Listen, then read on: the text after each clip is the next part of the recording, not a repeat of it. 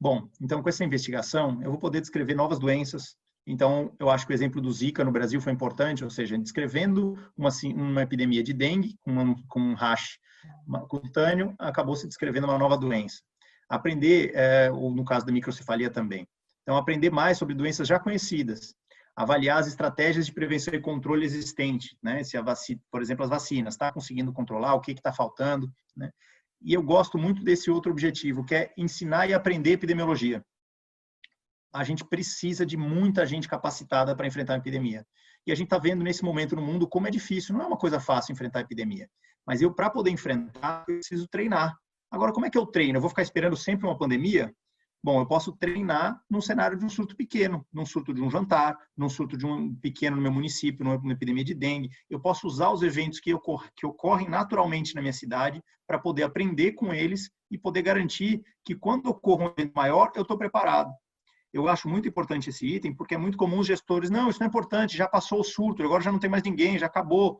Mas é importante a gente tentar convencer esses gestores, não, eu tenho que investigar, eu tenho que praticar, porque o dia que tiver um surto grande, eu estou treinado para isso. Eu, às vezes, tenho que fazer investigação para responder uma preocupação da população.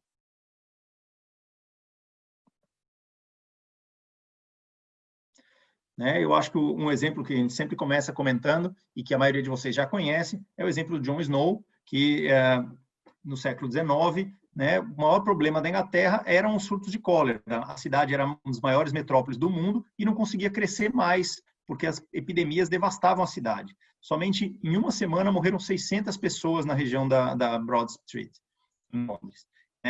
E não sabia nada, ninguém conhecia nada sobre essa doença. Ela não se tinha conhecimento das bactérias ainda. E nesse momento se formulavam várias hipóteses. A principal delas era a teoria miasmática, ou seja, que a doença era transmitida por miasma, por névoa, que baixava na superfície da Terra, né? O fog de Londres, né? E que as pessoas que moravam em lugares mais baixos teriam maior risco. E os dados eram consistentes. Esse aqui é uma questão interessante. Vejo aqui, por exemplo, com os dados que eles tinham, eles conseguiam mostrar que quem morava abaixo de 20 pés do nível do mar, tínhamos 120 óbitos por 10 mil habitantes, enquanto quem morava nos pontos mais altos tinha muito menos casos. É interessante a gente perceber isso porque é um cenário muito semelhante em muitas cidades do Brasil, que a gente tem enfrentado epidemias e que parece que assim, mas é porque é a região mais pobre, são as pessoas mais vulneráveis que estão nessa região. Mas é esse cara, John Snow, que era um anestesista, né, resolveu entender o porquê que estava acontecendo e começou a mapear os casos. A gente vai falar de mapa lá na frente, eu vou tentar discutir mais isso com vocês. Mas ele mapeou cada um dos óbitos, né? Na verdade, não eram dos óbitos que ocorreram, e conseguiu entender como era a distribuição deles e perceber, formular a hipótese de que isso tinha uma relação com a água, né? E ele conseguiu analisar as empresas que abasteciam água nesse lugar. Então, ele viu que a água era captada num lugar muito poluído do rio Tâmisa. Mas uma das companhias, a companhia Lambert, tinha transferido o ponto de captação dela para um ponto do rio que era mais limpo. E aí ele fez essa análise simples. Conseguiu ver quantas casas eram atendidas por uma empresa, quantas eram pela outra, quantas mortes tinham para cada uma dessas empresas e calculou o número de mortes por 100 casas. Veja que ele não tinha nem denominador de pessoas, mas ele usou o denominador casas. E conseguiu com isso mostrar que, bom, na companhia A tinham 315 mortes por 10 mil casas, enquanto na companhia B só 38. E com isso ele conseguiu convencer as pessoas da importância da intervenção sobre a qualidade da água. O que chama atenção aí é o raciocínio epidemiológico. Ele não é simplesmente a gente entender um processo mecânico, mas é entender um raciocínio, uma lógica de pensar para construir evidências. Eu costumo brincar que é quase que contar uma historinha que convence as pessoas, e com números, que a gente consiga usar os dados que a gente tem para contar essa história e mostrar para as pessoas, olha, essa sequência aqui é lógica. E questionar as evidências que eu tenho para ver se elas são válidas ou não, se tem alguma falha nessa minha lógica de raciocínio. Então, veja que ele foi totalmente em dados observacionais. Ele foi lá e descreveu a realidade. Ele não fez nenhum estudo analítico, de regressão logística, não usou nada muito complexo, porque também nem tinha nada disso nessa época, de tecnologia, mas ele conseguiu, somente com uma epidemiologia descritiva, que a gente vai falar mais para frente, descrever o evento e falar, olha, é aqui que a gente tem que intervir. Né? Então, o que chama atenção é que não é necessário a gente conhecer cada detalhe do patógeno. E isso, eu acho que a epidemia agora de Covid tem sido um exemplo interessante. Tem muita coisa que dá para fazer sem precisar de laboratório ou sem precisar de grandes computadores, de grandes tecnologias. Dá para fazer. A gente tem que usar as ferramentas que a gente tem.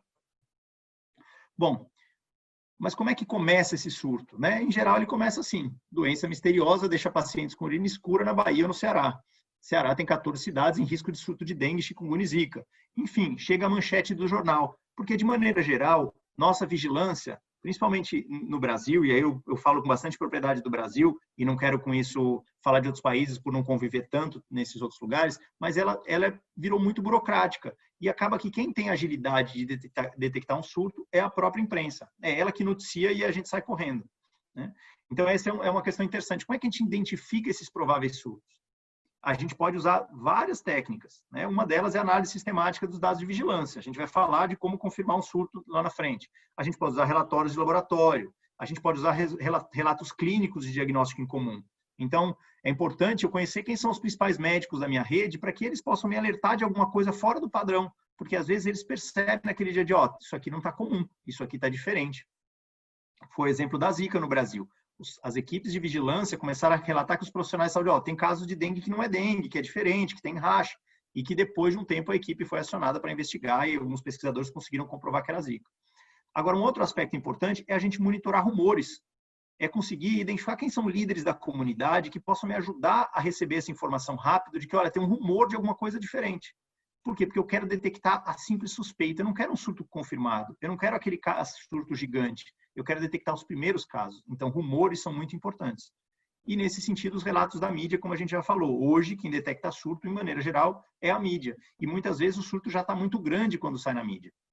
Agora, é importante lembrar que, muitas vezes, dependendo da cidade, a mídia é muito alinhada com o governo e não solta essa pauta. Então, eu preciso ter outras fontes que me permitam levantar essas informações de rumores.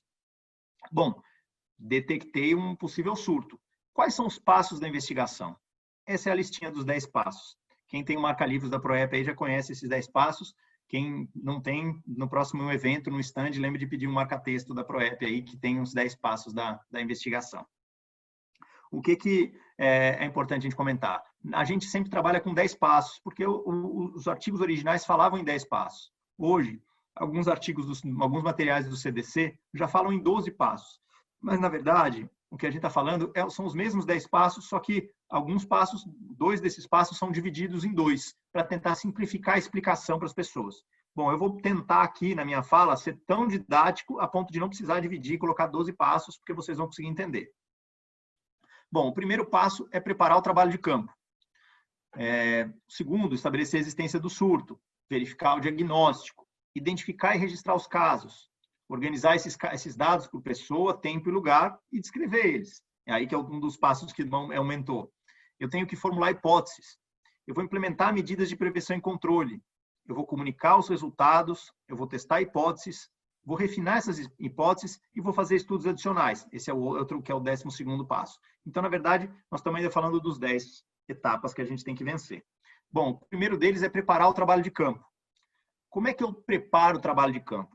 Esse aqui eu acho que é um dos passos que eu senti que, para mim, fez muito sentido entender a lógica para poder fazer diferente. Então, o primeiro passo é mobilizar os setores envolvidos. É saber quem está envolvido nessa investigação, quem são as pessoas que têm que saber disso para poder participar. Então, em geral, a gente pensa na área técnica da doença, ou seja, quem trabalha efetivamente com essa doença, um grande especialista. Né? A vigilância ambiental, vigilância sanitária, laboratório, Centro de Operações de Emergência, o CIEVS, a área de comunicação da Secretaria, outras áreas que a gente perceba que são importantes. É importante mobilizar parceiros externos do setor saúde, muitas vezes, como agricultura, defesa civil, meio ambiente, educação, ou até mesmo ONGs que têm uma capacidade operacional. E aí eu sempre falo nesse sentido porque, por exemplo, a Proep. Quer dizer, a Proep é um recurso que pode ser trabalhado para poder ajudar na resposta a surto. A própria Organização Mundial da Saúde reconhece na Proep um ator fundamental na resposta internacional a emergências. A Proep, se vocês não sabem, ela é membro da GORN, que é a Rede Mundial de Resposta a Surtos. E ela está o tempo inteiro, para quem é sócio já deve ter recebido, quem não é, ela está sempre enviando para os sócios estratégias de oportunidades de mobilização internacional. Ou seja, se há um evento importante em outro país que precisa de reforço, a Proep é um ator que é mobilizado para poder enviar pessoas. Se vocês tiverem acesso depois ao relatório de gestão, vocês vão ver que dezenas de pessoas, de sócios da Proep, já participaram de respostas internacionais. Bom, mas afinal, o que eu vou fazer? Eu vou investigar ou não? Né? Então, é importante para a gente pensar se eu vou investigar ou não, pensar se o número de casos ele é muito grande, qual é a gravidade da doença, o potencial de propagação e a disponibilidade de medidas de prevenção e controle. Esses são fatores que vão me permitir entender o que eu posso fazer. Vale a pena investigar? Vale a pena já desencadear algumas ações de controle? O que eu vou fazer? Né? Então, nesse cenário ainda, pensando nessa preparação do trabalho de campo, antes de sair, eu tenho que solicitar um convite formal. Quem é a autoridade local? Aí, eu acho que tem uma diferença importante para quem é do Brasil e quem não é do Brasil, que no caso brasileiro, o sistema de saúde ele é descentralizado. A autoridade máxima do sistema de saúde, apesar de alguns acharem que é o ministro, não é o ministro, é o secretário municipal de saúde. Ele é a autoridade máxima de saúde naquele nível local. Então, o ministério, por exemplo, não pode investigar um surto num município se ele não tiver autorização do nível local. Nesse sentido, o que eu quero dizer é que, independente de onde a gente vai investigar, é importante saber quem tem autoridade para dizer que eu posso fazer essa investigação, para que eu tenha isso formalmente. Porque é comum que, ao investigar um surto, eu incomode algumas situações que são comuns no nível local. Então, é importante eu ter o respaldo legal e político para poder fazer essa investigação. Uma outra etapa fundamental é fazer uma reunião preliminar. Eu preciso mobilizar aquelas pessoas que eu comentei ali atrás para poder pensar como é que nós vamos organizar essa investigação do trabalho de campo. Então, definir a equipe, definir quem são as lideranças, definir a divisão de tarefas inicial, integrar as áreas que as pessoas às vezes não se conhecem, fazer um levantamento de necessidades que a gente precisa para o trabalho de campo, marcar uma reunião de chegada, ou seja, quando a gente chega no nível local, no lugar onde é a investigação, quem é a liderança local? Isso é interessante, eu estou falando de município, mas às vezes eu vou para um distrito. Eu não vou chegar num distrito e vou fazer um trabalho sem conversar com a autoridade local. E aí, eu aproveito para comentar de um evento que essa semana foi bastante comentado nas redes sociais. O Ministério acertou um projeto de inquérito para o Covid. E esse inquérito, devido à emergência, o processo foi um pouco atropelado. E colocaram equipes em campo, visitando moradores para coletar amostra, sem a devida coordenação com a autoridade local. O que aconteceu? Lógico, deu encrenca. As pessoas não reconheceram isso. E veja que outros municípios que já estão fazendo seu próprio inquérito tiveram problema, porque as pessoas queriam coletar amostra, queriam participar e não estavam sorteadas na amostra.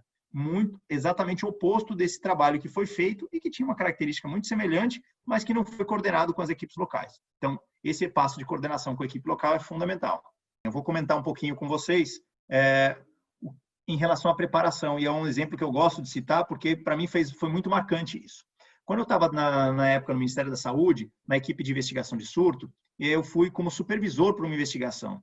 E eu já tinha ido para várias investigações e sempre uma das grandes críticas foi a dificuldade do laboratório integrar essa equipe. O laboratório no Brasil, para quem trabalha nessa área, sabe que é difícil essa integração, principalmente quando a gente envolve laboratórios de referência nacional, que tem às vezes uma abordagem mais de pesquisa do que de serviço. E a gente teve esse desafio em vários surtos, mas nesse surto especificamente, quando a gente ficou sabendo da investigação, falou, primeira coisa, vamos ligar para o laboratório e falar que a gente está indo para um surto, comentar com eles qual era o cenário, para que eles pudessem se preparar também. Dito e feito, foi uma investigação espetacular, porque o laboratório estava sabendo, cada amostra que chegava, ele conseguia se organizar para priorizar a análise, ele conseguiu apoiar a gente com insumos em campo, enfim, uma série de ações que só foi possível porque antes de ir para campo a gente chamou o laboratório. Então, ele mesmo não tendo ido a campo, ele não se sentiu excluído, ele não se sentiu um serviço meio sem ser parte da equipe, ele se sentiu parte da resposta. Então, acho que esse é um exemplo pequeno e simples de que a gente pode fazer a diferença em termos de preparação para garantir sucesso na investigação. Bom, alguns exemplos dessa preparação. Aspectos administrativos, eu preciso solicitar passagem, veículo, preciso reservar hotel, pousada. É importante lembrar de internet. Bom, eu vou olhar para um lugar, eu tenho que achar onde que eu vou ficar. Em geral, a gente vai com diária, então você quer ficar num lugar barato para não gastar mais do que a sua diária, que em geral já não é boa. Ou às vezes que você só vai receber 30 dias depois. Eu sei que muitos países da América Latina têm essa característica. Você vai com o seu dinheiro, depois de 30 dias chega o dinheiro na sua conta. Você fala, meu filho, mas 30 dias depois eu já me lasquei, né? Só de juros não dá. Então, eu sempre busco mais barato, mas é importante também pensar que eu vou dormir poucas horas e que eu tenho que ter uma boa condição e que eu preciso ter internet para poder garantir um bom rendimento do trabalho. É importante eu conseguir levar artigos, livros que possam me ajudar nesse momento. buscar guias de vigilância, protocolos quando já existe, mapear os contatos de pessoas chaves. Às vezes eu estou em campo, mas eu já sei quem é o especialista de algumas doenças chaves, ou os contatos dos centros de referência, dos hospitais, que vão poder me ajudar caso eu precise de alguma informação. Bom, e cuidar de coisas que são pessoais. A gente aqui estava falando sempre do trabalho, mas epidemiologista também tem família, também tem filho, também tem criança, tem conta para pagar. Então é importante eu conseguir, antes de sair para campo, organizar a minha equipe, para garantir que na minha família as contas sejam pagas, que o meu telefone não seja cortado, quem vai cuidar do meu cachorro, do meu gato, do meu peixe, que eu organize essa mala da viagem. A mala da viagem, tem até na equipe do Ministério da Saúde, tem a Grace, uma colega nossa, que sempre dá o treinamento da mala. Esse treinamento da mala é importante, porque eu tenho que levar uma mala pequena, que eu consiga carregar, que eu consiga entrar no avião, às vezes monomotor. Então, eu já tive uma experiência dessa, que as malas tiveram que ir numa caminhonete de carro enquanto a gente foi de avião, e a gente ficou 3 dias sem roupa e mala, porque as malas não cabiam no avião. Então, é importante eu pensar numa mala pequena para que eu tenha as condições mínimas de ir para campo, mas que eu consiga levar, por exemplo, uma roupa melhor se eu precisar me reunir com uma autoridade. Eu tenho que conseguir equilibrar todas essas questões, para que eu não esqueça nenhum item essencial, por exemplo, um medicamento que para mim é importante e que talvez eu não encontre nesse local se eu precisar. Então, alguns exemplos aqui. Então, em termos do trabalho de campo, eu tenho que pensar notebook, pendrive, celular, internet, GPS. Hoje em dia o celular já tem o GPS, mas era um equipamento fundamental durante muitos anos. Pensar a questão de veículo. Teve um dos surtos que eu fui investigar que nós esquecemos de coordenar com a equipe do Ministério local e na hora a gente não tinha veículo. Então, a gente acabou indo teve que uma das equipes foi de bicicleta, fazer coleta de amostra, outro foi de cavalo, que era o que tinha com a equipe do município para conseguir dar conta de fazer o inquérito.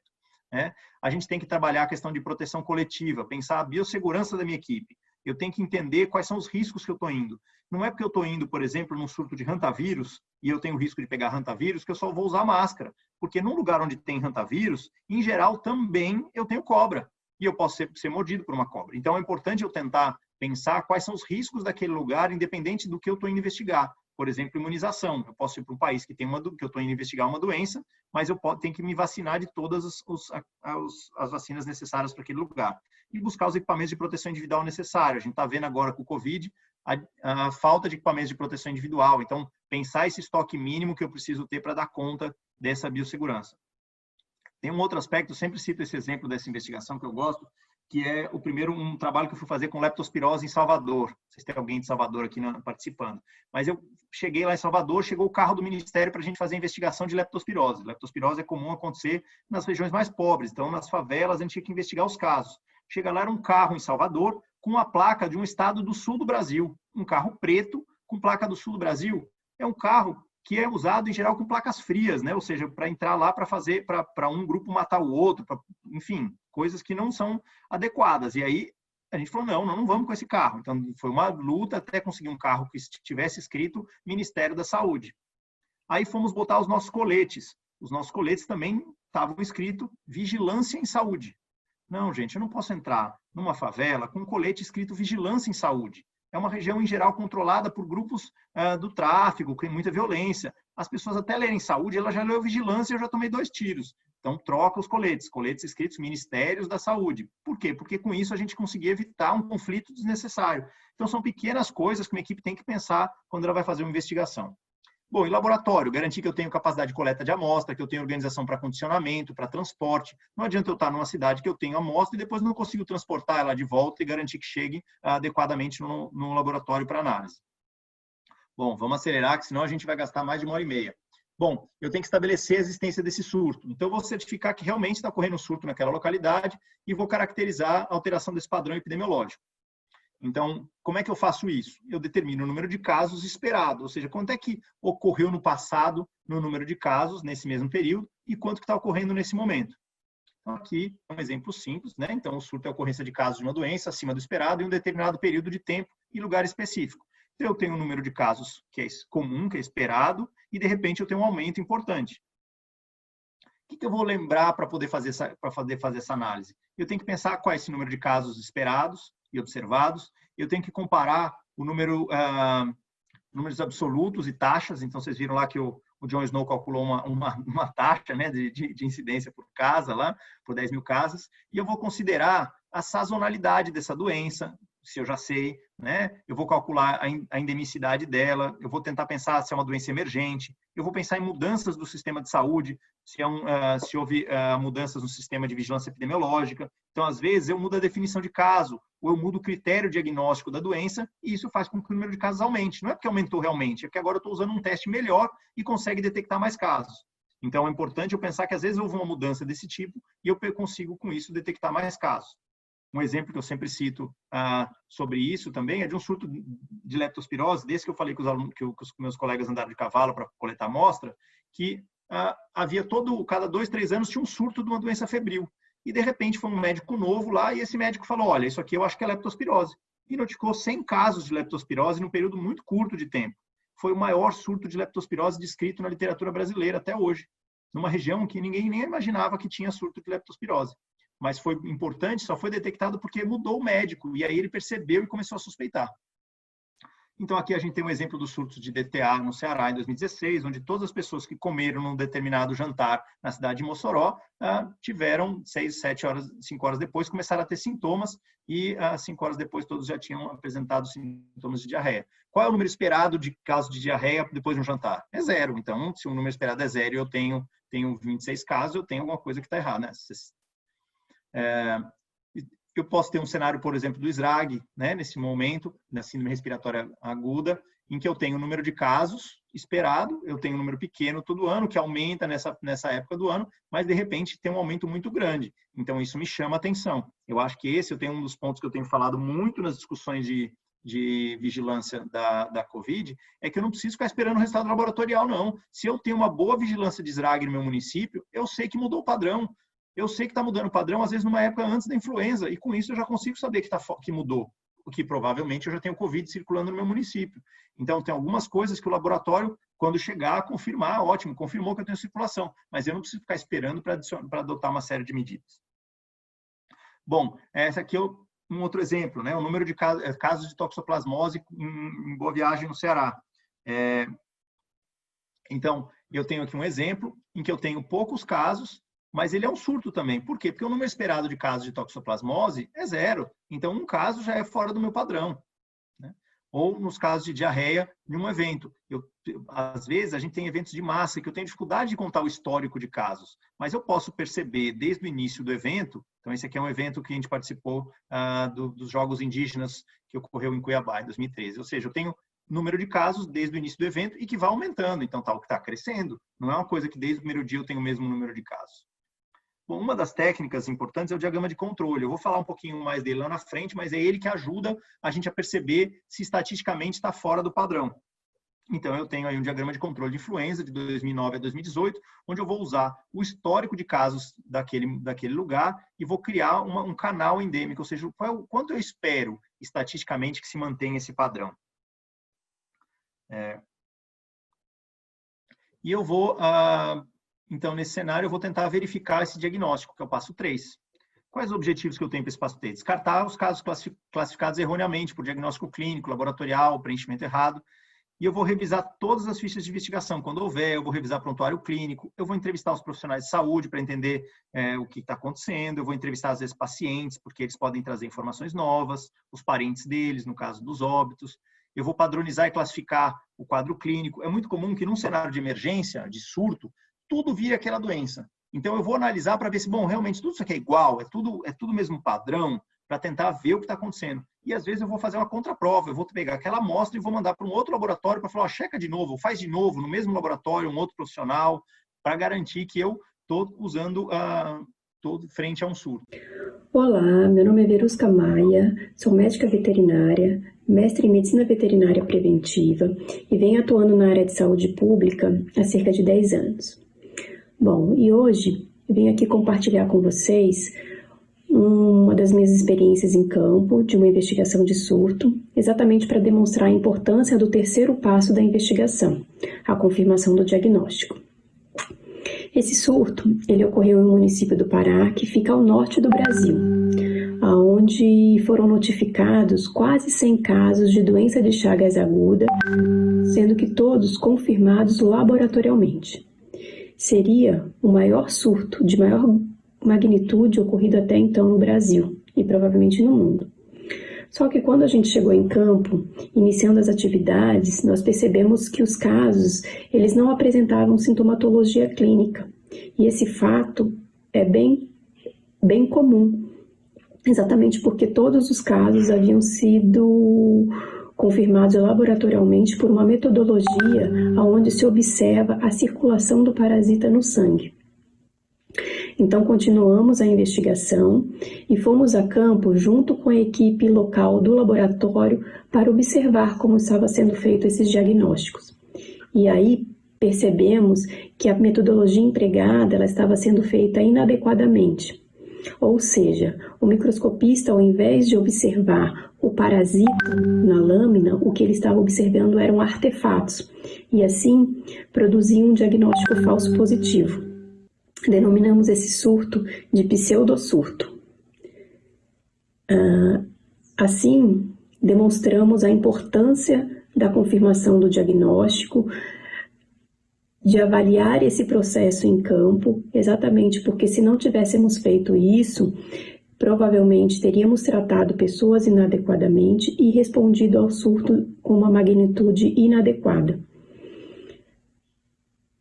Bom, se vocês quiserem saber mais sobre essa investigação, deixo o link aqui. Bom, gente, voltando agora, retomando, acho que agora a gente pegou a manha, vamos ver se a gente consegue manter o ritmo agora, tá bom?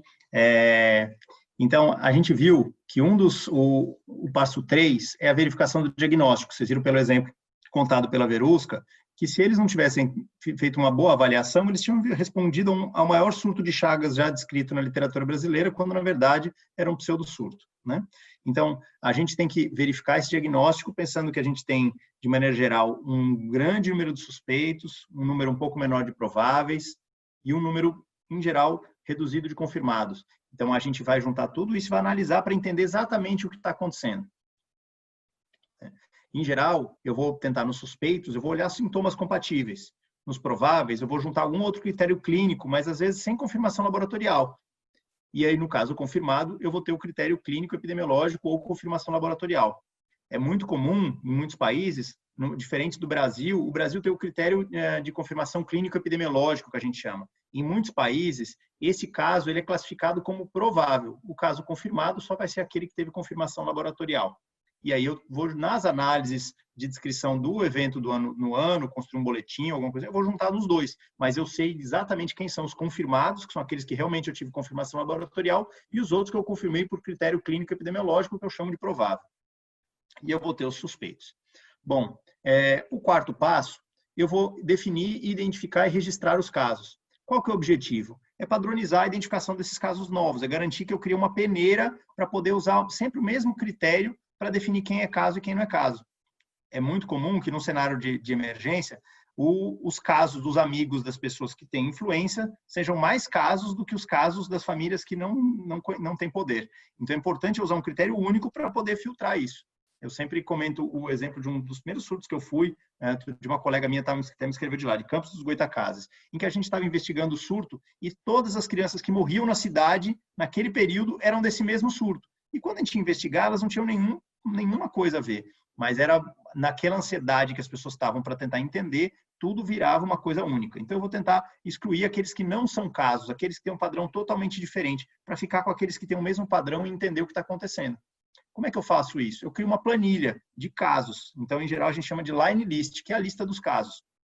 Eu vou, a partir dela, elaborar a definição de caso e vou divulgá-la na mídia. Eu vou falar, olha, gente, essa aqui, a partir desses primeiros casos que a gente tem e que todos têm esse mesmo padrão, o que eles têm em comum? Então, todos eles têm esses sintomas em comum. Então, eu vou fazer uma definição de caso, vou divulgar para a minha rede de saúde para tentar identificar outros casos semelhantes a esse. A gente está vendo agora da síndrome de Brudzinski nas crianças com Covid, né? Ou seja, desenvolve uma síndrome depois de ter tido Covid. Então, agora, por exemplo, o CDC lançou na semana passada um protocolo com uma definição de caso para que as equipes de vigilância local possam começar a perceber esses casos semelhantes e poder entender o que está acontecendo. É uma doença nova, ninguém sabe, então é um surto dentro de um outro surto. Então, às vezes, eu posso enviar mensagens para esses médicos, para os profissionais de saúde, eu posso usar os hospitais, unidades de saúde, enfim, eu vou tentar mobilizar a minha comunidade. Bom, Nesse passo 4, a gente tenta criar aqui um exemplo da line list. A gente tem aqui a ideia de definir, identificar e registrar esses casos. Então, veja que tem um exemplozinho de uma line list. Um caso que tem um número, que tem data de sintomas, que tem os sintomas diarreia, vômito, febre, tem os dados laboratoriais, tem dados demográficos. Então, eu vou juntar algumas variáveis-chave e colocar nesse primeiro Excel que eu tenho. Um dia, quem for lá para os Estados Unidos e for conhecer o Centro de Controle de Doenças de lá, do CDC, na entrada eles têm um museu. E é muito interessante porque eles têm alguns exemplos de line list dos primeiros surtos investigados lá pela equipe do CDC, né? E que um deles é o da legionelose, que eles têm lá em papel. Era um quadro grande com linhas feitas à mão, escrito na parede, que ficava o line list na parede. Vale a pena ver isso para a gente entender que hoje em dia a gente tem uma série de funções que agilizam o nosso trabalho, né? Cada coluna representa uma informação, isso é importante. Eu não vou botar duas informações na mesma coluna e cada linha representa um indivíduo. O padrão das questões deve ser padronizado, então eu tenho que definir o tipo de questão. Por quê? Porque se eu vou analisar, lá eu coloquei num positivo com P maiúsculo e no outro positivo com P minúsculo, na hora da análise isso vai entender que são coisas diferentes. Então eu padronizo como é que eu preencho cada um desses campos. Nesse exemplo aqui em questão, eu tenho 100% desses pacientes têm febre e tosse, 80% tem dispneia, 60% mialgia ou calafrio e 20% diarreia. Então, uma definição de caso que envolva essa descrição aqui, envolveria febre, tosse e dispneia. Eu não envolveria mialgia nem calafrio, por quê? Porque poucos desses casos teriam esses sintomas. Então, eu vou construir essa definição de caso, que o objetivo é encontrar essas pessoas com quadro clínico semelhante, excluir pessoas com doenças que não sejam essas e uniformizar as ações. Então, eu posso ter vários tipos de definição. Eu posso ter uma definição de caso suspeito, eu posso ter uma definição de caso confirmado, uma definição de caso descartado e uma definição de caso provável. Né? O que vai compor essa definição de caso? Em geral, ela vai compor dados clínicos, laboratoriais, intervalo de tempo. Então, a gente costuma dizer que uma definição de caso tem que ter pessoa, tempo e lugar, ou seja, tem que ter quando, onde e quem. Então, eu vou ter características ali para poder descrever isso. Eu vou falar um pouquinho mais à frente, mas é importante isso, eu pensar quais são as características dos indivíduos, a que local se aplica, qual intervalo de tempo se aplica e esses dados clínicos laboratoriais são dos indivíduos, são características desses indivíduos, né? Então, eu devo aplicar eles a todas as pessoas que eu estou investigando. E aí tem uma coisa interessante, que a gente pode falar um pouquinho, que é a sensibilidade. A definição de caso, principalmente no início de uma investigação, ela deve ser sensível. Veja no caso da Covid. Eu tenho que tentar, nos primeiros casos que eu tenho no meu município, suspeitar de todo mundo, qualquer sintoma. E veja que hoje em dia a gente já percebeu que a doença ela tem um padrão muito leve. Por quê? Porque no início suspeitar de todo mundo e começou a ver que tem casos muito leves. Então, no início de um evento, que eu ainda não tenho certeza do que está acontecendo, eu faço uma definição de caso que pega mais às vezes do que eu consigo, para eu ter certeza que eu não perdi nenhum. Então, é uma definição de caso mais sensível. Então, veja no exemplo da microcefalia, foi um debate importante, né, que o Ministério mudou depois o diâmetro da cabeça das crianças para poder dizer se tinha microcefalia ou não. Por quê? Porque no início, ninguém tinha certeza ainda do que estava acontecendo. Então, era melhor detectar mais crianças e depois descartá-las do que criar uma definição de caso muito, muito específica e perder casos de crianças com microcefalia. Então, aqui é um exemplo de uma definição de caso suspeito, que sejam residente ou visitante do Centro-Oeste de Minas Gerais, que de 1º de janeiro a 31 de março de 2001 tenha tido febre aguda e icterícia, ou febre aguda e hemorragia, ou febre aguda e exposição silvestre e não vacinado contra a febre amarela. Então, eu tenho ali o lugar, que é o Centro-Oeste de Minas, eu tenho o tempo, que é 1º de janeiro a 31 de março, e tenho sintomas. Vejam que eu tenho ali vários critérios, é como se eu tivesse uma peneira que é única, que é essa inicial, visitante do Centro-Oeste de Minas, nesse período, e eu tenho depois 3 peneiras. Eu tenho uma peneira que é a pessoa que teve febre aguda e icterícia, tem que ter esses 2 sintomas, ela pode ter febre aguda e hemorragia, ou ela pode ter febre aguda, exposição silvestre e não ser vacinado contra a febre amarela. Se ela tiver qualquer uma dessas 3 características, ela vai entrar como um caso suspeito. Depois, eu vou ter a minha definição de caso confirmado, que é uma pessoa, um caso suspeito, que tenha detecção de anticorpos IgM específico para a febre amarela por determinada técnica, no caso imunizimático, ensaio imunizimático, sem histórico de vacinação de febre amarela. Então, a gente percebe aí uma coisa importante, o E e o OU. Quando eu tenho o E, ele tem que estar juntando essas 2 características. Quando eu tenho o OU, ele pode ou não ter aquela característica que a gente está falando. Então, E sem vacinação de febre amarela nos últimos 6 meses. Ou detecção de antígeno de febre amarela por imunistoquímica, ou reação por PCR, ou isolamento viral. Então, ele coloca uma das técnicas de diagnóstico. ou ainda que ele tenha vínculo epidemiológico com um caso confirmado de febre amarela. Então, ele tem que ter aquela estrutura inicial da definição, mais uma dessas duas opções. É muito comum a gente ver em alguns cenários, né, definição de caso que tem um monte de ou. Se é tudo ou, ele não precisa ter, então eu não preciso colocar ela na definição de caso. Eu torno uma definição de caso mais simples e mais fácil que as pessoas lembrem dessa definição. Bom, eu tenho depois o passo 5, em que eu vou organizar os dados por pessoa, tempo e lugar. Então, é o que, quem, quando e onde. Então, essa é o que a gente chama de epidemiologia descritiva.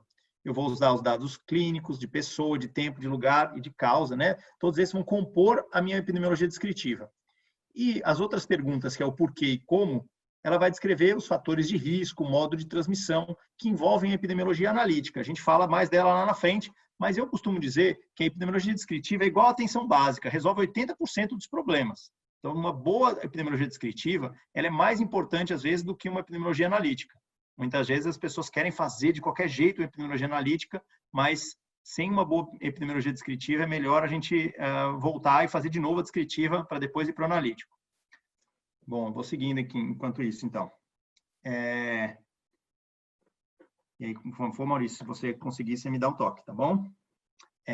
Eu vou organizar os dados por pessoa. Então, vamos lá tentar resumir isso. Organizando os dados por pessoa, o que é isso? São os sinais clínicos desse paciente. São sintomas que essa pessoa sente, são os resultados laboratoriais, então, às vezes, resultados de exame clínico ou de resultados específicos para a doença, né? Então, aqui a gente tem um exemplo, por exemplo, de sintomas de distribuição de sinais e sintomas de brucelose humana no Tocantins em 2010. Então, eu tenho casos, 64% dos casos tem febre. Aqui é importante, às vezes a gente vai ler essa tabela e as pessoas se fixam nos N's. Mas o que é importante para a gente aqui? É entender o padrão da doença, não entender quantos, porque às vezes o quanto, eu não sei, eu tenho que olhar para o total o tempo inteiro, ficar fazendo a conta. Então, é justamente a proporção que vai me dar ideia de qual é o padrão da doença. Ou seja, 64% das pessoas têm febre, 55% têm artralgia, 43% têm mialgia, 19% têm fadiga, e com isso eu descrevo para vocês e vocês estão entendendo, vocês estão pensando, olha, como é que é o padrão dessa doença? Olha, não é todo mundo que tem febre. Então, isso é importante, por isso a gente olha mais para as proporções do que para os N's. Eu vou falar, às vezes, de organizar nesse cenário, de pensar na taxa de ataque, por exemplo, de diarreia por idade de uma creche. Então, eu tenho quantas crianças tem cada uma das idades, eu tenho o número de crianças com diarreia e a taxa de ataque. Então, veja que eu vou olhar para a taxa de ataque. Então, 85% das crianças com menos de 1 ano têm diarreia, 79% de 2 anos, 33% de 3 anos. Então, eu vou pensar justamente aqui que eu tenho um agente que é novo para essas crianças mais novas, que provavelmente as outras já foram expostas e que já desenvolveram imunidade. Então, eu estou descrevendo aqui as características da epidemia e vou calculando essas taxas que vão ajudando a comparar grupos. Então, eu posso dizer depois disso que o risco no grupo de menores de 1 ano é muito maior que o risco para essas crianças de 5 anos.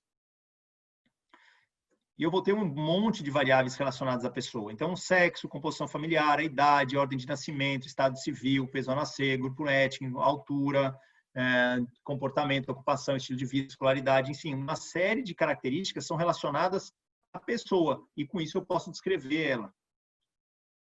Então, aqui é mais um exemplo de organização desses dados por pessoa, número de amostras com resultado positivo de IgM para Trypanosoma cruzi, reagente para a doença de Chagas, segundo faixa etária e sexo no Ceará de 2013 a 2018.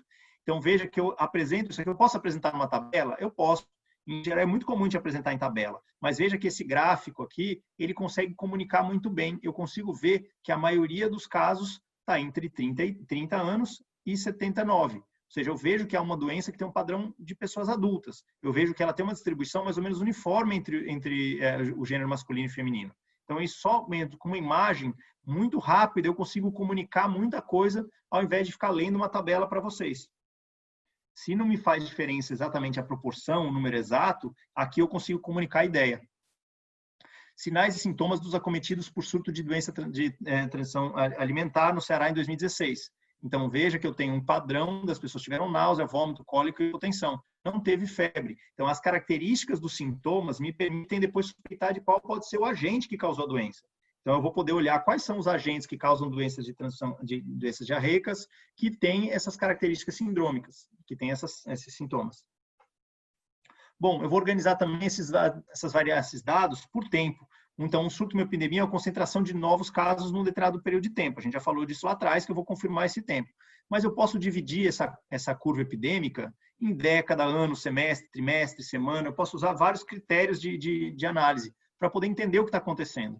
Então, eu vou distribuir esses casos a partir, em geral, da data de início dos sintomas. Posso usar data de internação, posso usar data do óbito, eu posso analisar por outras variáveis, mas é muito comum eu usar data de início dos sintomas, porque dependendo do sistema de saúde, da sensibilidade do sistema de saúde, eu usar a data de atendimento no hospital ou data de internação pode não me dar uma informação precisa, porque às vezes as pessoas não querem buscar o atendimento médico porque tem que pagar, ou às vezes eu só vou perceber as pessoas que moram mais perto, ou as que estão mais longe vão atrasar. Então, eu com essa análise, eu consigo entender um pouco melhor o que está acontecendo. Eu sei que nem sempre a gente tem, mas o ideal é a data de início de sintomas. Eu vou construir, em geral, um histograma, porque é uma variável que eu tenho condição de entender ela no tempo. E aí, cada quadradinho desse ali, eu vou perceber como é que está se comportando a epidemia. Veja que essa é sempre uma luta que eu tenho com os meus alunos, que entre um dia e outro, eu gostaria que tivesse um dia, às vezes, para eu poder ter mais horas para trabalhar, mas entre um dia e outro não tem um espaço de tempo. Então, a distância entre cada uma dessas colunas é zero. Eu posso até colocar uma linhazinha preta, como vocês estão vendo ali, mas eu garanto que não fica um espaço entre essas colunas que possa dar a sensação de que tem um dia ali e que teve 0 casos. Então, essa é importante que a gente perceba sempre que o histograma está coladinho um no outro, né? E com isso eu vou perceber a magnitude do surto e a tendência temporal. O intervalo de tempo ele tem que ser menor que o período de incubação. Então, eu vou tentar usar, depende da doença. Vocês viram que eu apresentei um dado de diarreia lá atrás, em que o histograma está feito em horas, porque com isso eu consigo descrever bem aquele evento que é agudo, e consigo, se eu botasse só dia, ia ficar tudo empilhado no mesmo dia, porque todo mundo comeu à noite e de manhã estava com diarreia. Agora, se eu consigo dividir isso por períodos menores, eu consigo descrever melhor como é que foi a distribuição desses casos. Posso, com isso, descrevendo esses dados, perceber tendências históricas, variações cíclicas, variações sazonais ou variações irregulares.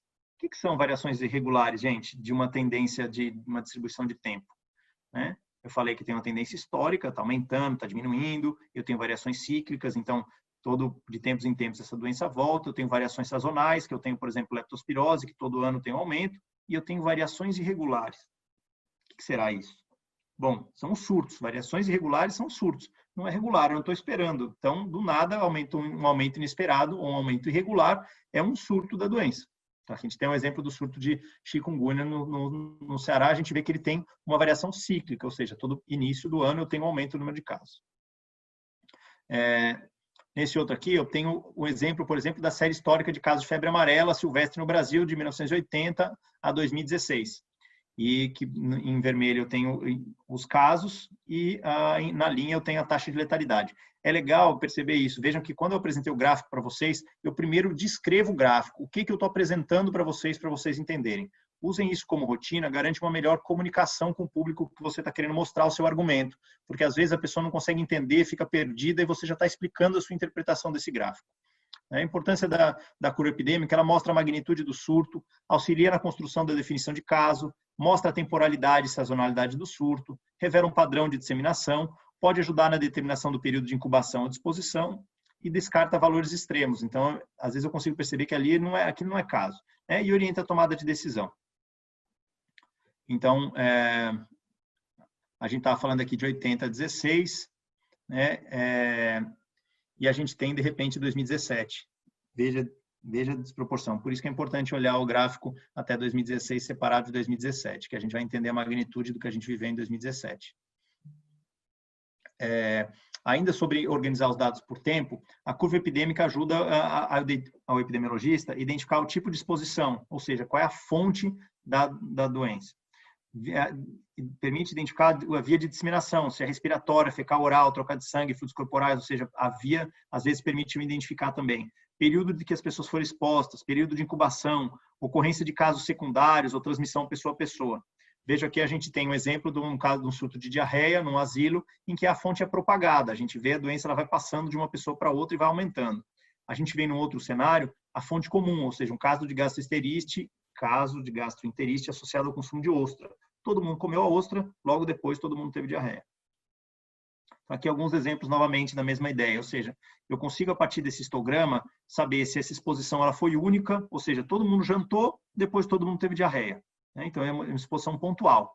Eu posso pensar, às vezes, numa exposição contínua. Eu posso pensar na contaminação do abastecimento de água, em que eu vou continuamente ter na minha cidade pessoas adoecendo daquela doença, porque continua o tempo inteiro a transmitir. Eu posso pensar em transmissão intermitente, ou seja, malária em região extra-amazônica, ela tem um reservatório lá silvestre, de vez em quando tem os casinhos. Ela não está tendo transmissão urbana, então ela é transmissão intermitente. Eu posso pensar na disseminação propagada, por exemplo, agora que a gente está vendo no Covid, né? Uma pessoa passa para 2, que passa para 4, 8, então a gente tem uma transmissão propagada, vai ampliando a cada ciclo, a gente vai tendo mais casos. Então aqui a gente tem um exemplo, por exemplo, da curva epidêmica de casos notificados de influenza H1N1 no Rio de Janeiro, ou a distribuição temporal do sarampo no Ceará em 2014. Então, a gente tem essa transmissão pessoa a pessoa, propagada, e no caso do sarampo a gente tem a vacina e as medidas de intervenção, você consegue, às vezes, terminar os suscetíveis numa localidade e depois você abre outra localidade para ter transmissão. O vírus vai encontrando os clusters aí vulneráveis. Aí. Bom, ainda falando sobre a organização dos dados do tempo, eu posso usar o diagrama de controle que a gente falou. Então, vou usar o limite superior e o limite inferior e um valor central, que é o índice, que é o canal endêmico. Então, eu tenho esse canal para poder esperar que os meus casos estejam ali dentro. Então, para isso, eu preciso ter uma série histórica. Para isso, eu tenho que tirar os anos epidêmicos e aí eu vou para dentro dessa série histórica, tirando esses anos epidêmicos, eu vou construir essa linha do meio, que é a média ou a mediana de casos naquela semana, e eu vou usar os limites superiores dessa média ou mediana, que seriam o desvio padrão, o intervalo interquartil, o intervalo de confiança de 95%. Enfim, eu vou definir um limite superior e inferior e a partir disso eu vou usar como critério para falar, olha, eu espero que esteja sempre aqui dentro. Se saiu, eu tenho um surto. Então, veja aqui um exemplo do diagrama de controle de dengue no município do Rio de Janeiro em 2011. Ou seja, os casos aumentaram ali no início do ano e depois voltaram para dentro do canal endêmico. Veja que existe um comportamento no mesmo padrão todos os anos. É uma ferramenta muito importante para a vigilância, para que ela perceba, olha, fugiu do que eu esperava, do que é a tendência nesse momento. Então, eu falo sempre agora no Covid, a importância de a gente usar a síndrome respiratória aguda grave, porque é um evento que nós temos uma série histórica, a gente consegue saber essa história e saber um padrão esperado, e com isso eu consigo definir o canal endêmico sem precisar do laboratório para me dizer que eu tenho um caso de Covid. A gente sabe da dificuldade dos laboratórios nesse momento, sabe que às vezes o envio de uma amostra demora muito para ir e voltar, e com isso eu consigo saber o que está acontecendo. Bom, eu tenho que organizar esses dados por lugar, né, que é o outro, ainda no passo 5. Eu vou distribuir esses casos geograficamente para tentar entender aonde que foi que começou essa doença, onde as pessoas moram, enfim, vou descrever algumas características. Então, o país, o estado, o bairro, a residência, o hospital, o trabalho. Eu acho que essa aqui é uma das partes mais importantes e é interessante que a gente percebe a fragilidade, no caso do Brasil, do sistema de vigilância. A gente não coleta no nosso sistema de vigilância variável local de trabalho ou local de estudo. Então, eu sempre acho esse exemplo bem claro da nossa fragilidade em termos de entender a epidemiologia descritiva. Dengue é uma doença que a gente pega que horário do dia? Pega de dia ou pega de noite? O mosquito pica de dia. Então, é provável que as pessoas peguem de dia. Hoje, de dia, as pessoas estão aonde? Estão no trabalho, na escola ou em casa? Bom, de maneira geral, as pessoas estão hoje em dia acordando ainda de noite, chegando de noite em casa. Então, elas não estão em casa nesse momento. Então, a importância da variável do trabalho ela é muito importante, ou do estudo, porque é muito provável que esses sejam locais prováveis de infecção. E eu preciso entender a distribuição. Se eu distribuo esses dados por residência, talvez eu acho que eu não tenho um surto. Eu tenho casos espalhados na minha cidade. Mas quando eu analiso por uma outra variável, por exemplo, local de trabalho e estudo, eu talvez encontre conglomerados na minha cidade. Bom, aqui eu tenho alguns exemplos de mapas, né, dos casos em que eu posso construir mapas de ano a ano, e com isso eu consigo perceber a tendência da doença na minha região, distribuindo no mapa. Eu consigo fazer mapas, às vezes, mais simples, e aqui é um exemplo que eu gosto, né, a gente vê ali aquele mapinha de distribuição dos casos na aldeia no Pará, a gente vê um exemplo, ou mesmo este outro de doença febril aguda no Espírito Santo, a gente vê exemplos de mapas que dá para ser feito com o Paint, naquele do Paint, no computador, aquele softwarezinho de celular dá para fazer. Então, fazer mapa, no nosso caso, não é o da geografia, os geógrafos ficam muito incomodados quando a gente fala isso, mas é a ideia de comunicar, a imagem comunica, né? É da ideia de como é que está a relação espacial desses itens. Não necessariamente a escala perfeita, mas eu consigo entender muito mais aonde estão as casas de madeira e alvenaria, nesse caso do mapa da aldeia Tocaro, no Pará, ou a relação dos casos em relação à estrada ou rio, eu consigo a partir de um mapa. Se eu não tiver isso, eu não vou conseguir fazer. Mas dá para fazer mapa de muitas maneiras, de maneira muito simples. De maneira geral, eu vou apresentar um mapa, é muito importante a gente pensar nas cores dele. Eu vou pensar das cores mais claras com menos caso para as cores escuras com mais caso. Ou o semáforo. Eu não vou fazer o contrário, eu não vou usar o vermelho para poucos casos e o verde para muitos casos. Porque nós vamos bater o olho e é uma comunicação visual. A hora que eu olhei o verde, eu vou achar que o verde está bom. E, na verdade, é o vermelho que está bom, se eu troquei no meu mapa. Então, eu tenho que usar uma comunicação que seja clara, onde eu bato o olho eu consigo perceber. Veja esse mapa aqui do estado de Pernambuco. Se eu tirasse a legenda, você ia interpretar da mesma maneira, que o mais escuro é mais casos. Mas é muito importante que a gente perceba isso, porque é um padrão visual, que às vezes as pessoas se confundem e utilizam cores diferentes e aí gera a sensação errada nessa comunicação visual. Bom, aqui mais um exemplo de mapa, ou seja, dá para fazer, né? Esse mapinha do Sorro é muito legal, que eu lutei muito tempo para achar esse shape, essa camada para mostrar como é que era essa distribuição dos casos lá no Sorro, para poder fazer no software de mapa. E aí, eu queria aproveitar aqui e comentar um pouquinho. A Proep tem um curso de QGIS disponível, online, gratuito. Se você ainda está fazendo um mapa igual o do Jon Snow ou igual esse mapa de Excel aqui do lado, bom, é melhor fazer esse mapa de Excel aqui do lado do que não fazer mapa. Mas a Proep já tem um curso online gratuito sobre QGIS. E a gente imagina que hoje em dia todo profissional de vigilância tem que conseguir fazer um bom mapa, porque é uma forma de comunicação muito importante. Então eu desafio todo mundo que está vendo essa aula, vai atrás, se inscreve nos cursos de QGIS da Proep, aprende um pouquinho sobre essa ferramenta, porque ela vai ajudar muito você a poder mostrar o que está acontecendo na sua cidade. Bom, se não tem jeito, não domina o QGIS, faz no Excel. Veja aqui que até no Excel dá para fazer mapa. Bom, a gente pode fazer mapas mais complexos, com mapas de calor, com o kernel, ou seja, eu vou fazer a densidade no espaço. Olha que interessante isso, né? Quase que uma incidência no espaço. Eu vou usar quantos casos eu tenho por cada pedacinho da minha cidade. E aí eu vou perceber que existe uma concentração deles em algumas regiões da minha cidade. É muito bom isso para a gente usar, por exemplo, para a concentração da infestação do mosquito Aedes aegypti, para poder ver aonde eu tenho concentração dessa infestação a partir dos dados de Ovitrampa. É muito bom para usar para ver onde está a concentração dos casos de algumas doenças, para eu poder definir a minha prioridade de intervenção ali. Mais uma vez, alguns mapas, né? Como eu falei, dá para fazer de muito jeito, precisa de coragem. Já cheguei em muita cidade e fiquei orgulhoso de ver a equipe da vigilância pegar um mapa, colocar na parede e botar as taxinhas lá. É assim que começa. Eu comecei fazendo os meus mapas desse jeito, depois eu fui atrás do QGIS e aprendi. Mas, de qualquer maneira, o importante é você ter esse questionamento de como descrever os seus casos por pessoa, tempo e lugar. Bom, depois disso, eu tenho o passo 6. Eu vou formular hipóteses. Eu vou tentar pensar por que aconteceu esse surto. Né? Então, eu vou tentar relacionar ele àquela pergunta do porquê que aconteceu. Por que aconteceu essa transmissão? Por que essas pessoas morreram? Então, essa busca pelo conhecimento nos leva à formulação de hipóteses. É muito comum a gente escutar na própria população, a população já tem as hipóteses dela. Né? Então, em 2010, nós fomos chamados para analisar uma situação no município de Anajás, no Pará, relacionada ao aumento expressivo do número de casos de malária. Né? Era um grande desafio inicialmente, porque o município fica dentro da floresta, rodeado por água e floresta, então é difícil determinar a existência de um surto de uma doença de transmissão vetorial. Para a gente determinar e confirmar a ocorrência do surto, nós lançamos mão da técnica de construção de um canal endêmico, né? A gente fez o diagrama de controle do município e a partir desse diagrama foi possível observar se de fato estava ocorrendo um surto e quando ele começou. A segunda etapa da investigação foi determinar as causas da ocorrência desse surto, que foi um outro grande desafio. Nós investigamos um surto de malária em 2010 no interior do Pará.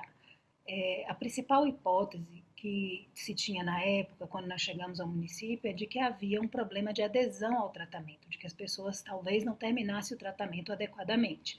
E associavam esse problema de adesão com a questão da alimentação das pessoas baseada em açaí e elas teriam uma crença de que havia interação entre o tratamento e o açaí. era muito difícil realizar um estudo de adesão ao tratamento naquela época. Nós começamos inicialmente por um estudo descritivo e mais uma descrição de todas as ações de controle e o histórico das ações de controle do município, tanto para determinar se realmente estava ocorrendo um surto, como para identificar as causas do surto. Além da causa principal do surto que nós encontramos na época, nós também testamos essa possibilidade de falha da adesão. E a gente realizou um estudo de base populacional, um inquérito, por meio de uma amostragem complexa, onde a gente avaliou os conhecimentos, as atitudes em relação à doença, ao adoecimento e ao tratamento e à prevenção da malária e as práticas em relação ao tratamento, especialmente naqueles domicílios que tinham crianças menores de 2 anos e que tiveram crianças doentes e que precisaram tratar as crianças. Então, a gente observou como é que era feito esse fracionamento da medicação e esse tratamento. E assim a gente conseguiu avaliar um pouco melhor essa questão da possibilidade de uma falha da adesão ao tratamento. A história completa dessa investigação está no livro do EPSUS, EPSUS Além das Fronteiras, e na 407 eu acho que tem a história desse surto. Viu, gente? Esse é mais um exemplo de uma investigação e dessa aplicação concreta da epidemiologia de campo. Deixa eu voltar a compartilhar minha tela com vocês.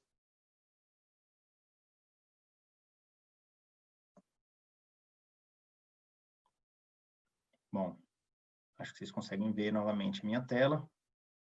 Deixa eu tentar passar aqui. Bom, então eu tenho que formular as hipóteses, né? Na formulação de hipóteses, eu vou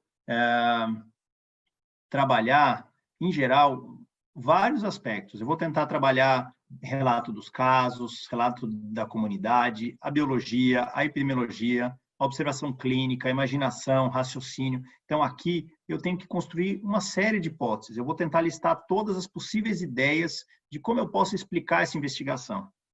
É aqui que, em geral, é importante que a gente tenha contatos com especialistas, porque muitas das perguntas, às vezes, que nós fazemos, já foram respondidas por outras investigações. Então, é importante eu pensar quais são as hipóteses importantes que podem responder àquela investigação, mas também pensar, às vezes, que eu posso formular hipóteses que ajudem a responder coisas que a ciência não respondeu ainda sobre aquela doença. É importante eu entender isso, porque com isso eu penso estrategicamente, porque cada surto é uma oportunidade única, já que é um evento natural. Eu não tenho como fazer isso em laboratório, então eu tenho que aproveitar esse evento para entender todos os detalhes possíveis que me permitam prevenir novos surtos no futuro. Então, a partir disso, eu vou fazer estudos observacionais ou estudos experimentais, e que vão testar essa hipótese que eu tenho. Então, é importante a gente reforçar alguns aspectos de exposição e desfecho. Ou seja, a exposição é o fator que pode ser a causa possível para aquela doença. E o desfecho é o efeito na saúde. Então, vamos aqui a alguns exemplos.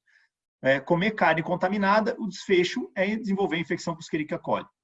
A exposição é conduzir sem cinto de segurança, o desfecho ficar ferido em acidente automobilístico. A exposição é beber álcool e o desfecho é ficar alcoolizado. A exposição é beber álcool todos os dias durante 10 anos e o desfecho é lesão hepática.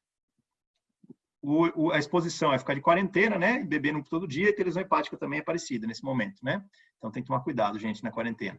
Viver perto de local de reprodução de mosquito e contrair dengue, utilizar mosquiteiro com tratamento de inseticida nas camas e não contrair dengue ou malária, fumar cigarro e ter câncer de pulmão. Enfim, a gente sempre tem que pensar nessa relação exposição-desfecho. Então, ainda sobre como levantar hipóteses, eu tenho que usar o conhecimento sobre o assunto, ou seja, fontes e modos de transmissão. Eu tenho que rever a epidemiologia descritiva, então, por isso que eu falei que é tão importante a epidemiologia descritiva, né? O que representa a maior parte das variáveis estudadas. Então, o que sai dali daqueles análises desses dados? Eu posso buscar valores extremos para tentar buscar exposições únicas. Então, tem sempre uma história famosa de um desses jantares de investigação de surto, em que o primeiro caso foi um garçom que estava ajudando a montar as coisas e comeu às 5 horas da tarde. Então, ele passou mal, foi internado, né? Você consegue entender o que a doença, o evento que já estava acontecendo. Então, eu posso usar, às vezes, esses outliers que a gente chama para poder entender o que pode ter acontecido antes. Falar dos doentes com doentes, perguntar o que eles acham, né? Ou o que as autoridades e profissionais de saúde pensam. Tudo isso ajuda a compor o cenário. É lógico que muitas vezes a gente tem um cenário de que a hipótese é quase que culpar um determinado lugar. Então, eu sempre cito esse evento que eu investiguei, era um surto de diarreia no prédio do Ministério da Saúde. E todo mundo naquela época tinha que comer num restaurante lá, era mais fácil, mais barato, e o apelido do restaurante, para vocês terem ideia, era Cólera. Então, a gente ia almoçar no Cólera. Então, quando começou esse surto, todo mundo dizia que a culpa era do restaurante, a culpa era do Cólera. E aí, a gente teve um desafio grande na investigação, foi entender onde as pessoas comiam. E aí a gente viu que não tinha a ver com o cólera, mas a hipótese da comunidade era culpar o cólera. No final, a gente comprovou que era um surto de norovírus no Distrito Federal, que a própria vigilância do DF, naquela época, estava olhando muito para crianças e acabou não percebendo o aumento de casos em adultos.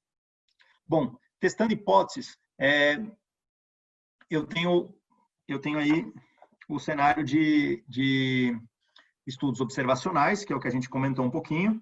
Então, a gente tem os estudos o que é observacional? No sentido que a gente vai descrever o que a gente está vendo, a gente está observando e vai descrever.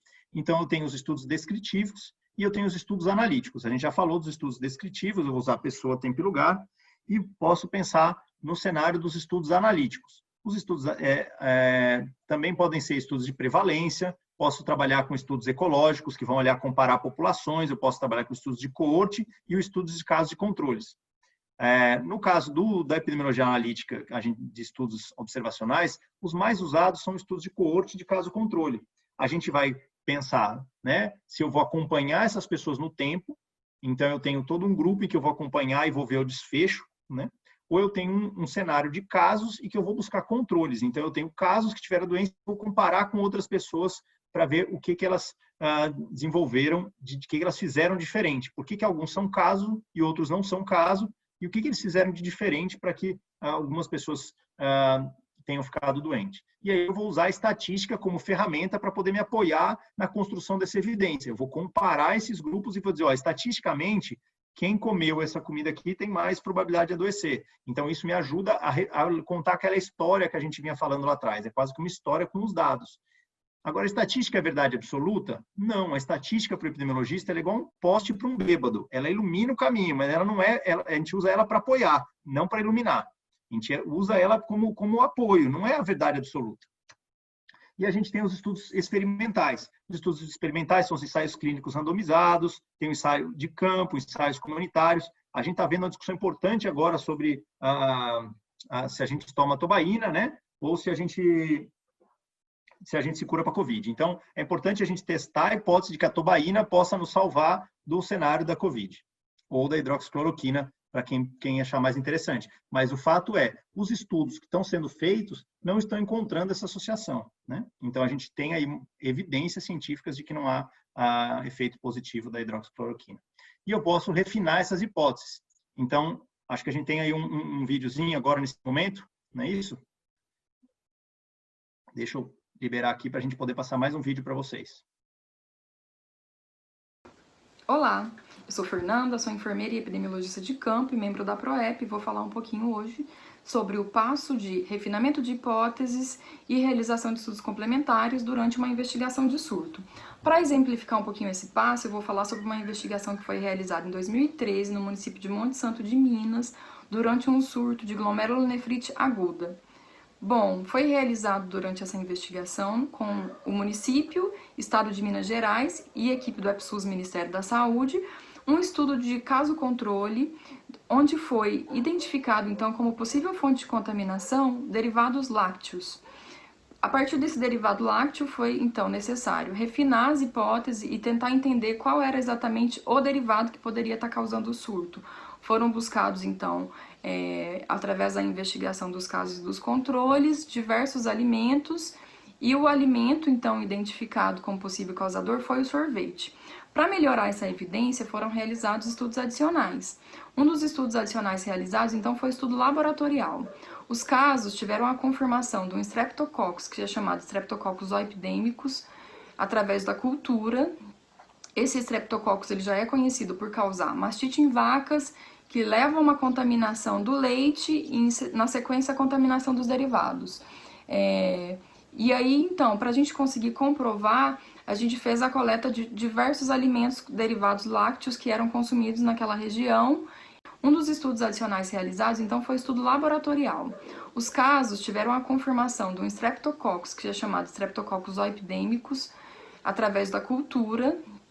Esse Streptococcus ele já é conhecido por causar mastite em vacas, que leva a uma contaminação do leite e, na sequência, a contaminação dos derivados. E aí, então, para a gente conseguir comprovar, a gente fez a coleta de diversos alimentos derivados lácteos que eram consumidos naquela região, e entre eles, durante a investigação, na casa de algum dos casos, a gente coletou os alimentos e a gente conseguiu coletar um sorvete e comprovar que existia também o agente Streptococcus em uma das amostras de sorvete. Então, a gente conseguiu fechar um ciclo, comprovando a contaminação do sorvete, dos casos, e assim propor medidas de controle para aquele momento e também para o futuro, para que fossem prevenidos novos surtos naquela região e em outras regiões também, né? Outros estudos adicionais também foram realizados, como, por exemplo, um estudo com os animais, onde foi realizado a busca de animais que poderiam estar doentes com mastite e poderiam estar contaminando o leite daquela região. Se vocês quiserem saber um pouquinho mais sobre essa investigação, ela está publicada no livro EPSUS Além das Fronteiras, que está disponível na internet e que também conta com um relato de diversas outras investigações de surto que foram realizadas pelo programa EPSUS. É isso, boa aula, bom estudo. O que eu acho que é legal, interessante dessa fala da Fernanda também, é sobre esse livro das histórias da investigação do EPSUS. Ele conta um pouco dessas aventuras de cada um dos treinandos que topou escrever lá dentro, né?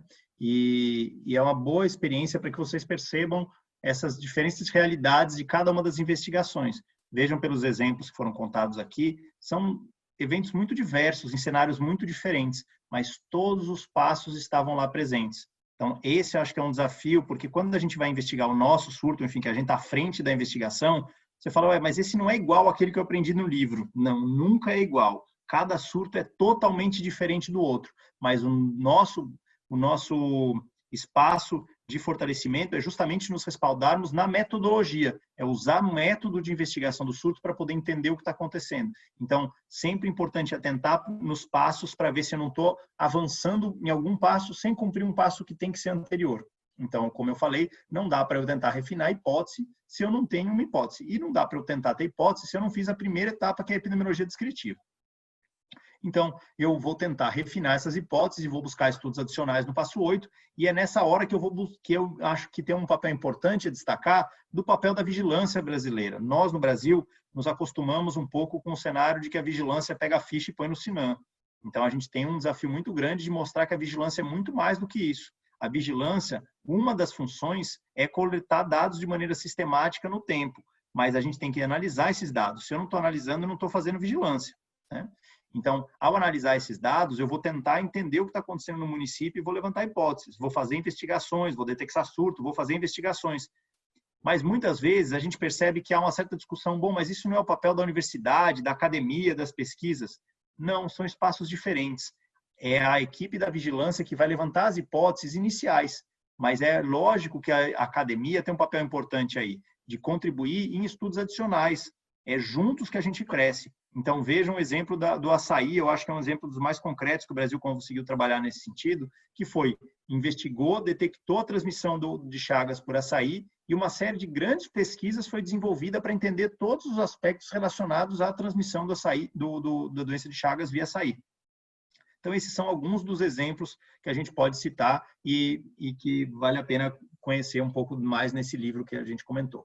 Bom, eu vou refinar essas hipóteses e vou buscar outros parceiros para fazer outros estudos, né? Não é a epidemiologia que sabe tudo, mas ela vai buscar o parceiro da entomologia, ela vai buscar o parceiro do laboratório, o parceiro da clínica, do hospital de referência, e vai construir esses estudos adicionais que vão fortalecer aquela hipótese que ela tem. Sou Alexandre Menezes, sou biólogo epidemiologista. A pedido da PROEP, para compor a aula de passos na investigação de surto, vou falar um pouquinho sobre duas experiências, onde a gente vai trazer especificamente o 9º passo na investigação de surto, que são a implementação de medidas de controle. O primeiro exemplo que eu trago da investigação do surto de hantavirose no Distrito Federal e em torno, ou seja, municípios do estado de Goiás, que ocorreu em 2004. Foi muito importante a gente ter estabelecido desde o começo da investigação uma relação muito próxima com a gestão do Distrito Federal e desses municípios, assim como do estado de Goiás, para que, na medida em que a investigação transcorresse, as informações que obtínhamos eram imediatamente e continuamente dialogadas com essas equipes. Isso gerou, por exemplo, em duas intervenções muito importantes. A primeira delas, por exemplo, o treinamento das equipes das unidades de terapia intensiva.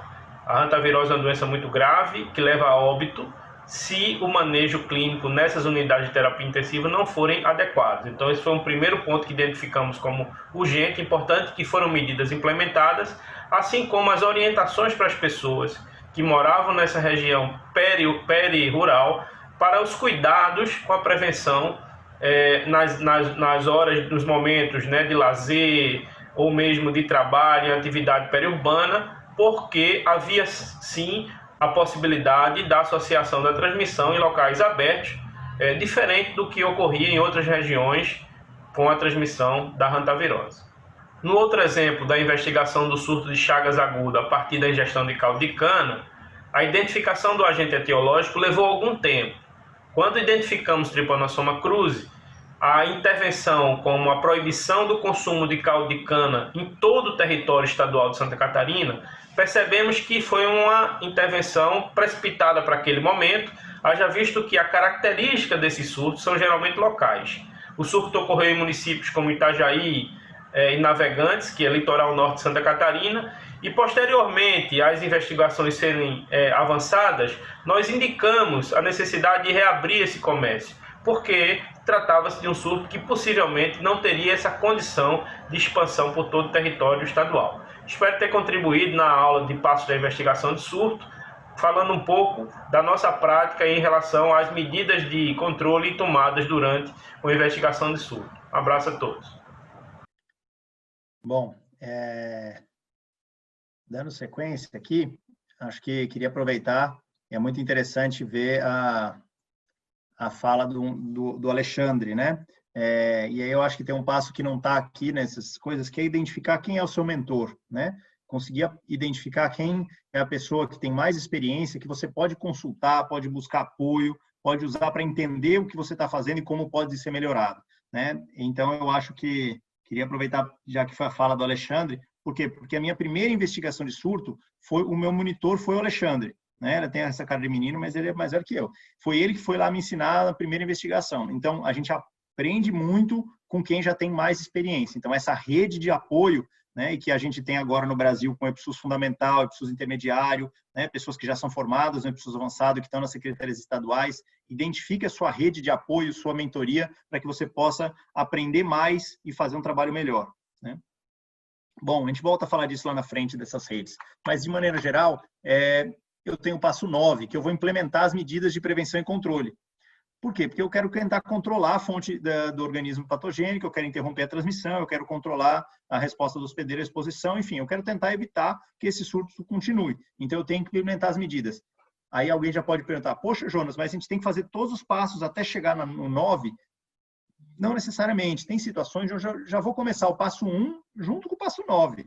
Mas é importante eu tentar, depende do cenário, eu vou ter que trabalhar esse passo 9 mais à frente, porque às vezes eu não tenho uma medida definitiva contra essa doença. E aí a gente tem aí o exemplo da Covid, em que a gente não tem recursos definidos ainda, medidas de controle concretas para enfrentar essa doença, então nós vamos usar os recursos que a gente conhece, que era o caso do isolamento e distanciamento social. Mas é importante eu entender que esse passo pode ser adotado logo no começo para poder enfrentar a doença, né? Não só lá no final, mas é uma estratégia para eu poder enfrentar esse desafio. Meu nome é Mansell Martínez, eu sou FTP da Colômbia, eu sou membro da PROEP também. Vou falar 5 coisas e também uma opinião pessoal sobre a comunicação dos resultados. A primeira coisa é que nós precisamos enviar os dados para níveis de vigilância e para autoridades de saúde que sejam responsáveis pela toma de decisões e também pela realização das medidas. A segunda coisa é que nós fazemos comunicação dos resultados para divulgar para os envolvidos no surto, para o Ministério da Saúde, outros ministérios, a coordenação do FTP, as instituições como as clínicas e hospitais, as secretarias de saúde nos territórios. O terceiro ponto é que nós precisamos respeitar o anonimato das pessoas. Nossos pacientes podem ser casos, mas são pessoas, não são só dados. E a quarta coisa é que nós fazemos difusão de informação científica. Então, nós fazemos artigos, artigos para revistas científicas, resumos, palestras, boletins epidemiológicos. E em todos eles, que seria a última coisa, nós utilizamos a estrutura IMRD, introdução, metodologia, resultados e discussão. Em la discussão, lembra sempre de ter conclusões e recomendações. Agora, além disso, que é o que está nos livros e que é muito bom e que todos temos que ter muita clareza, nós temos que saber que a comunicação dos resultados, ela faz parte da promoção da saúde e da prevenção de doenças e outros danos à saúde. Ela faz parte também de uma coisa maior, que são as comunicações em saúde, que tem muitas coisas, como a gestão do conhecimento, como a comunicação do risco. Programas muito importantes como Stop Polio ou Stop Malária, eles têm distintos perfis de profissionais que se precisam. Por exemplo, o epidemiólogo de campo que vai de casa em casa, mas também o que é um analista dos dados e o que é um experto em comunicações, o cara que se encarga das comunicações.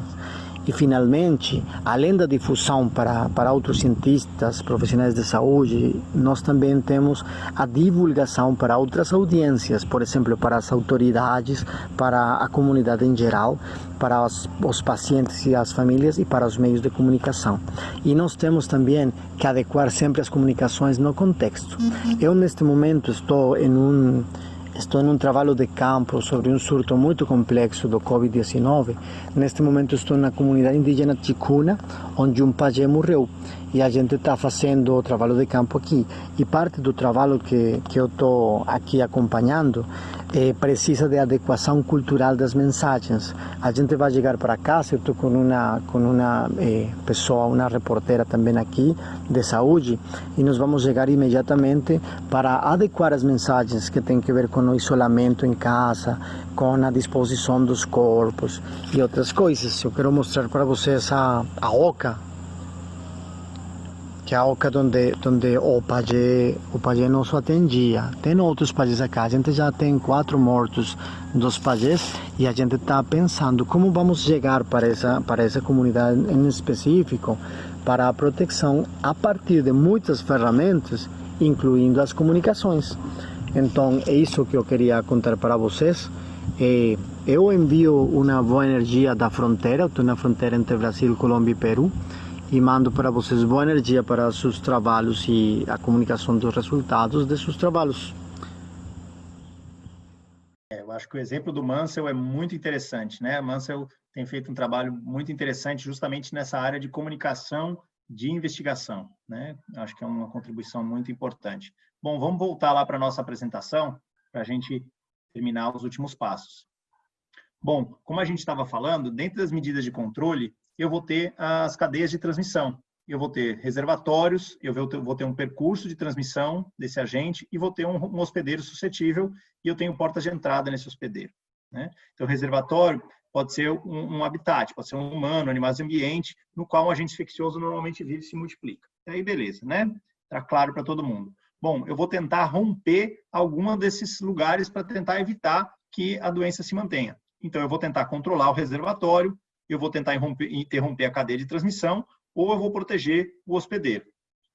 Bom, em relação ao controle do reservatório, eu vou tentar tratar as pessoas infectadas, eu vou isolar as pessoas infectadas, eu vou colocar elas em condições de isolamento ou mesmo em quarentena, né? É um pouco o que a gente está vivendo no caso do Covid. Nós não temos um tratamento específico, então a gente vai tentar controlar o reservatório, que somos nós mesmos.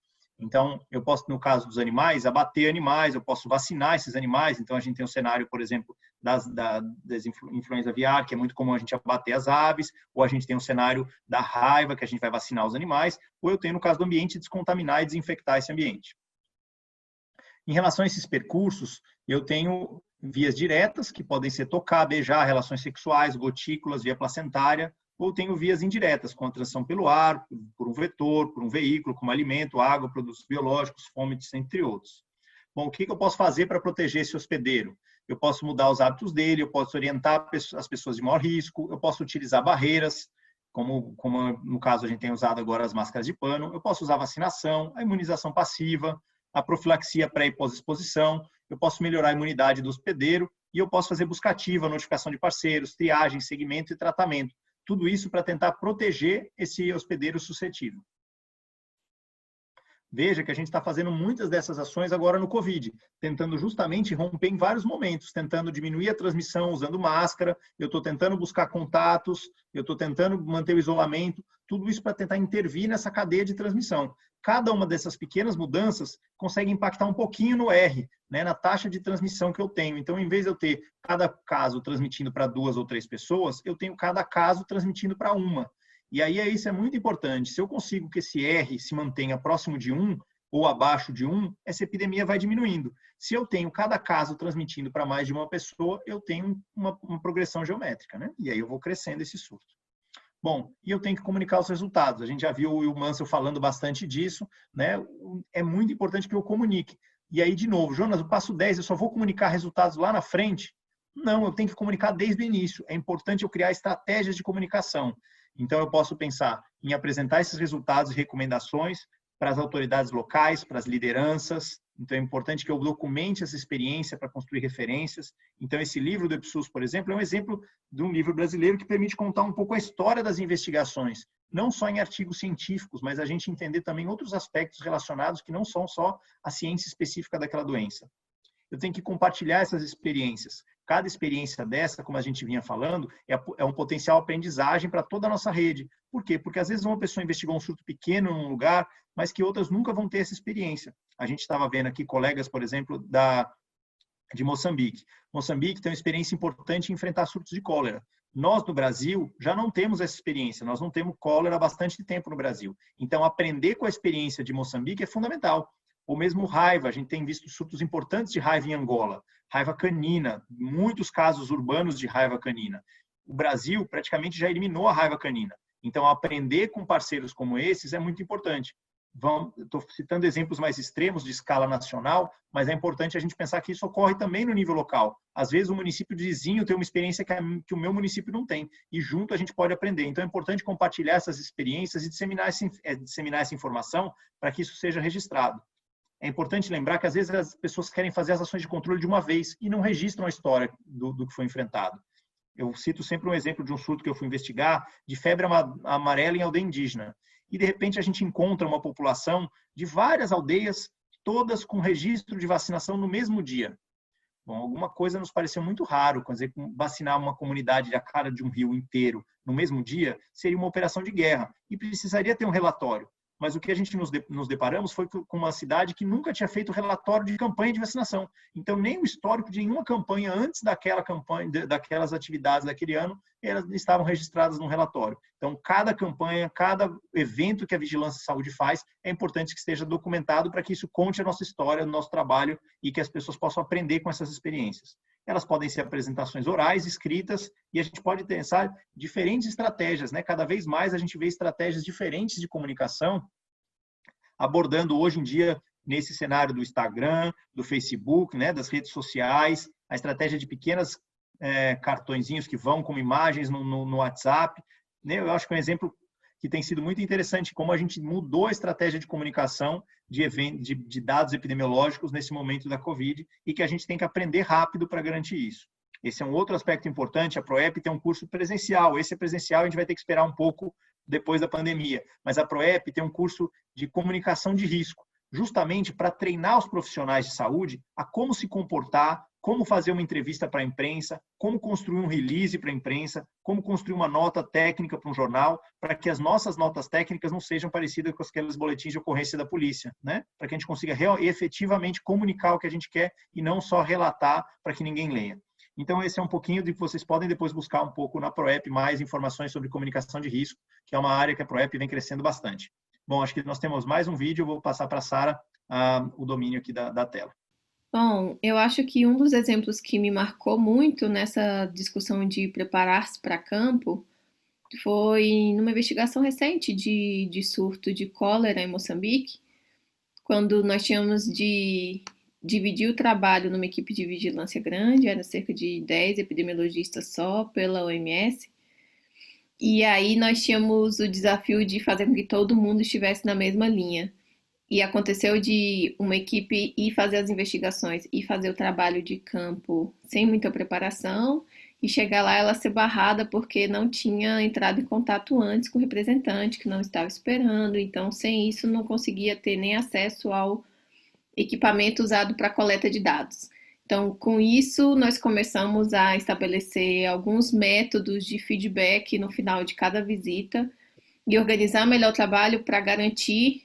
Inicialmente, nosso papel era somente garantir a coleta de dados e o monitoramento dos dados por meio da lógica de vigilância em tempo real, que era um desafio, porque estava sendo feito no momento pós-ciclone, em que a rede elétrica tinha sido afetada, a rede de internet tinha sido afetada.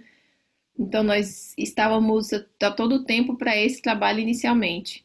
Mas quando começamos as visitas, é óbvio que o trabalho era muito maior, a necessidade naquele momento era muito maior do que só garantir a internet, o celular e a energia para o equipamento que ia coletar os dados.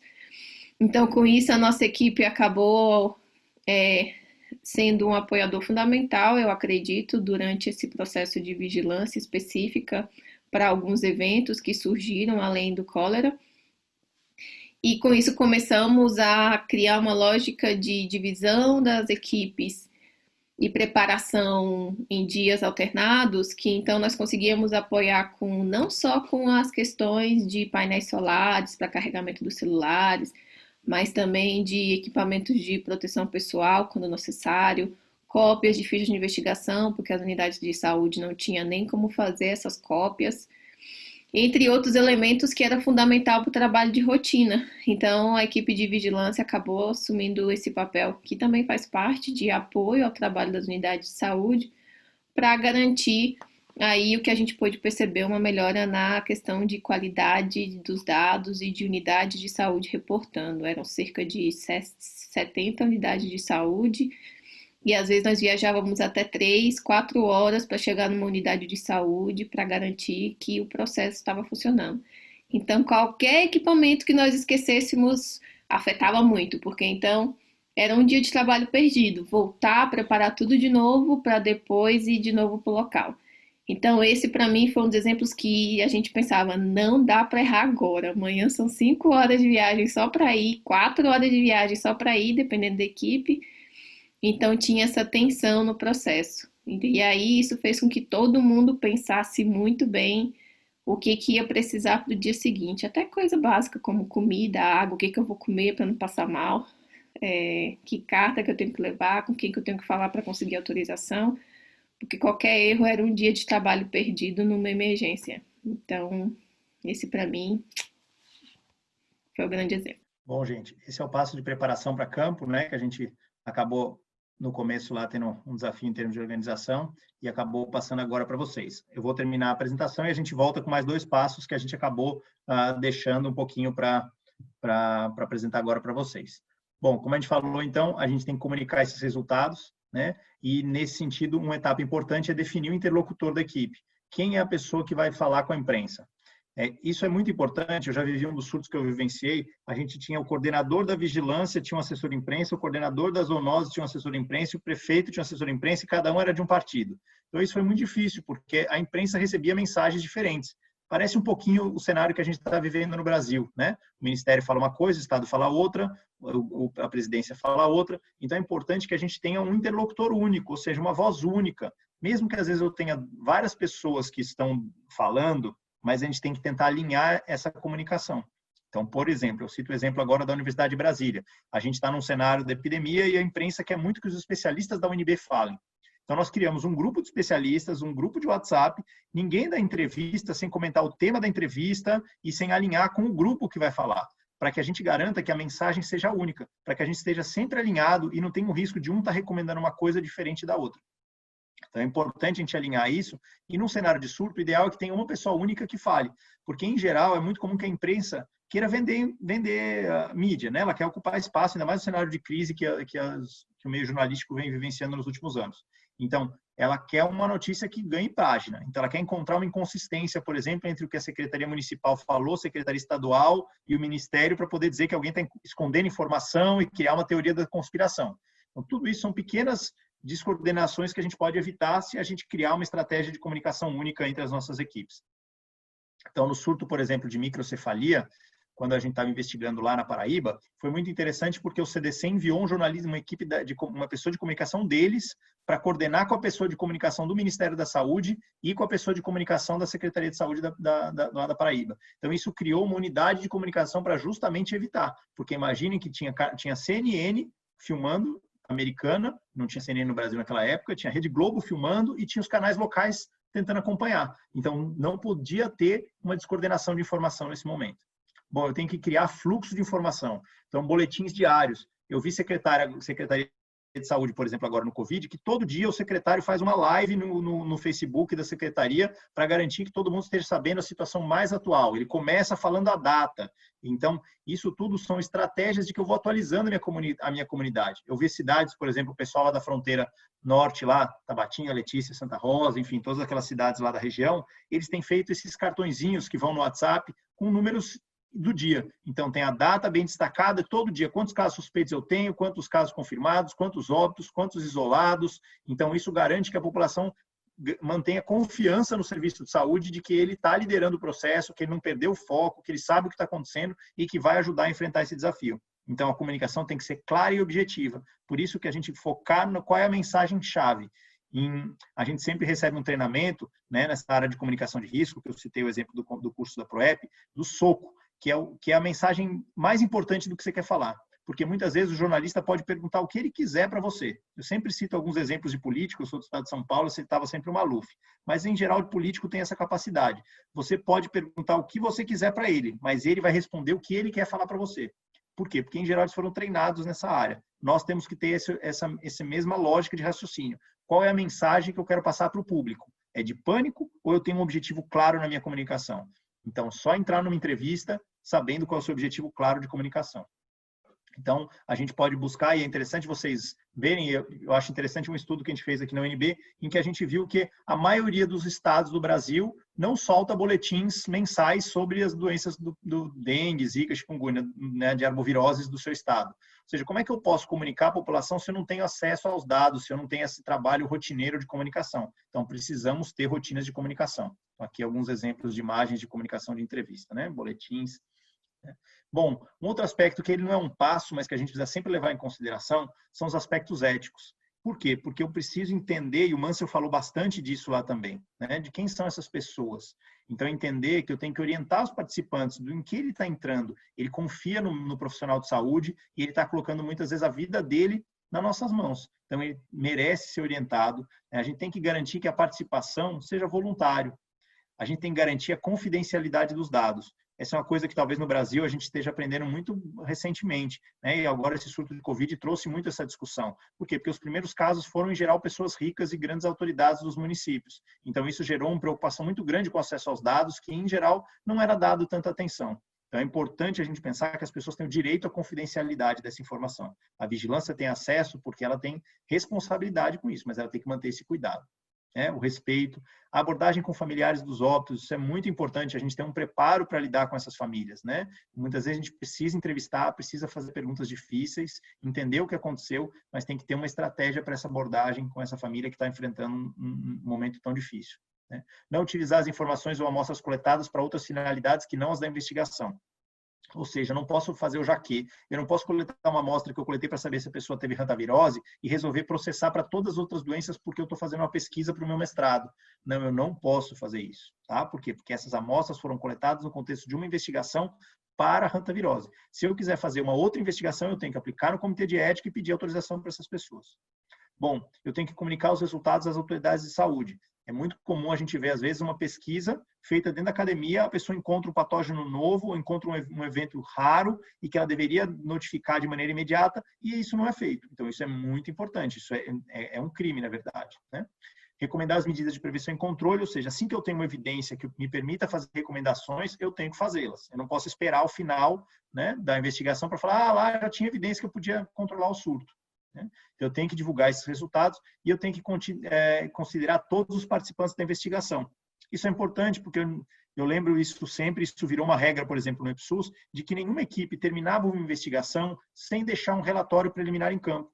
Porque aconteceu em algumas investigações iniciais, quando o EPSUS ainda estava se construindo, das pessoas saírem de campo e não deixaram o relatório parcial do que você tinha feito até aquele momento. Como era uma ferramenta que naquele momento era muito concentrada ainda na mão dos epidemiologistas do nível avançado, as equipes municipais às vezes não tinham conhecimento suficiente para entender e organizar os dados antes deles saírem, isso ficava perdido. Então é importante que ao terminar a investigação, todas as pessoas recebam retorno, desde o cidadão que participou como uma das pessoas investigadas, um caso, mas também a Secretaria de Saúde, os parceiros, todos aqueles parceiros que participaram da investigação têm o direito de receber os resultados dessa investigação.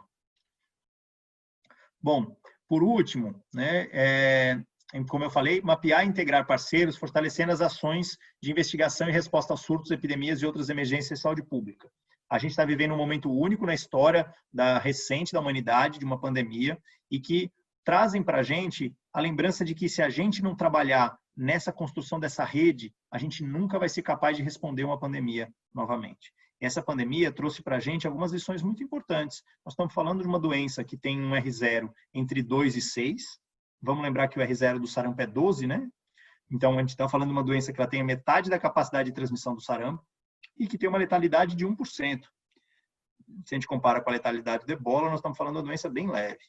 Então, como eu tenho lido em alguns lugares, nós estamos falando de um cenário que talvez seja um chacoalhão na nossa sociedade. Olha, vocês precisam melhorar, vocês precisam se organizar mais, vocês precisam estar preparados para isso. Por quê? Porque se a gente tiver uma doença com o R0 do sarampo e a letalidade do ebola, a gente não vai ter uma disruptura completa da nossa sociedade. Então, a gente precisa usar essa experiência do Covid para aprender para que a gente não erre novamente. E a PROEP espera ser um desses atores que compõe essa rede, que ajuda esses profissionais de município a estarem ligados, a um saber o que está acontecendo no município do outro e um ajudar o outro. Quem é sócio da PROEP aqui sabe, tem vivenciado a importância que o grupo de WhatsApp tem feito diferença, porque um ajuda o outro, um pergunta coisas e o outro na mesma hora já tem modelos, já resolveu isso no município dele, traz um artigo novo, somente discussões técnicas. Então, acho que isso é uma questão importante. Por quê? Porque é como a gente falou lá no começo, o SUS é feito de saúde por municípios, ele não é feito pelo Ministério. O Ministério é importante para tentar coordenar esses esforços, mas é a célula pequena, a unidade do nosso sistema é o município. Então, a gente precisa conectar esses atores locais para fazer a diferença. E é por isso que eu acho que a frase do Douglas Hatch é tão importante. Ou seja, trabalhar em equipe é necessário, sozinho a gente está muito mal acompanhado. Bom, eu queria aproveitar que terminando a apresentação, para a gente passar vídeos de 2 passos que acabou passando nessa readaptação da tecnologia na nossa sala, para que vocês tenham alguns exemplos também de outros passos da investigação.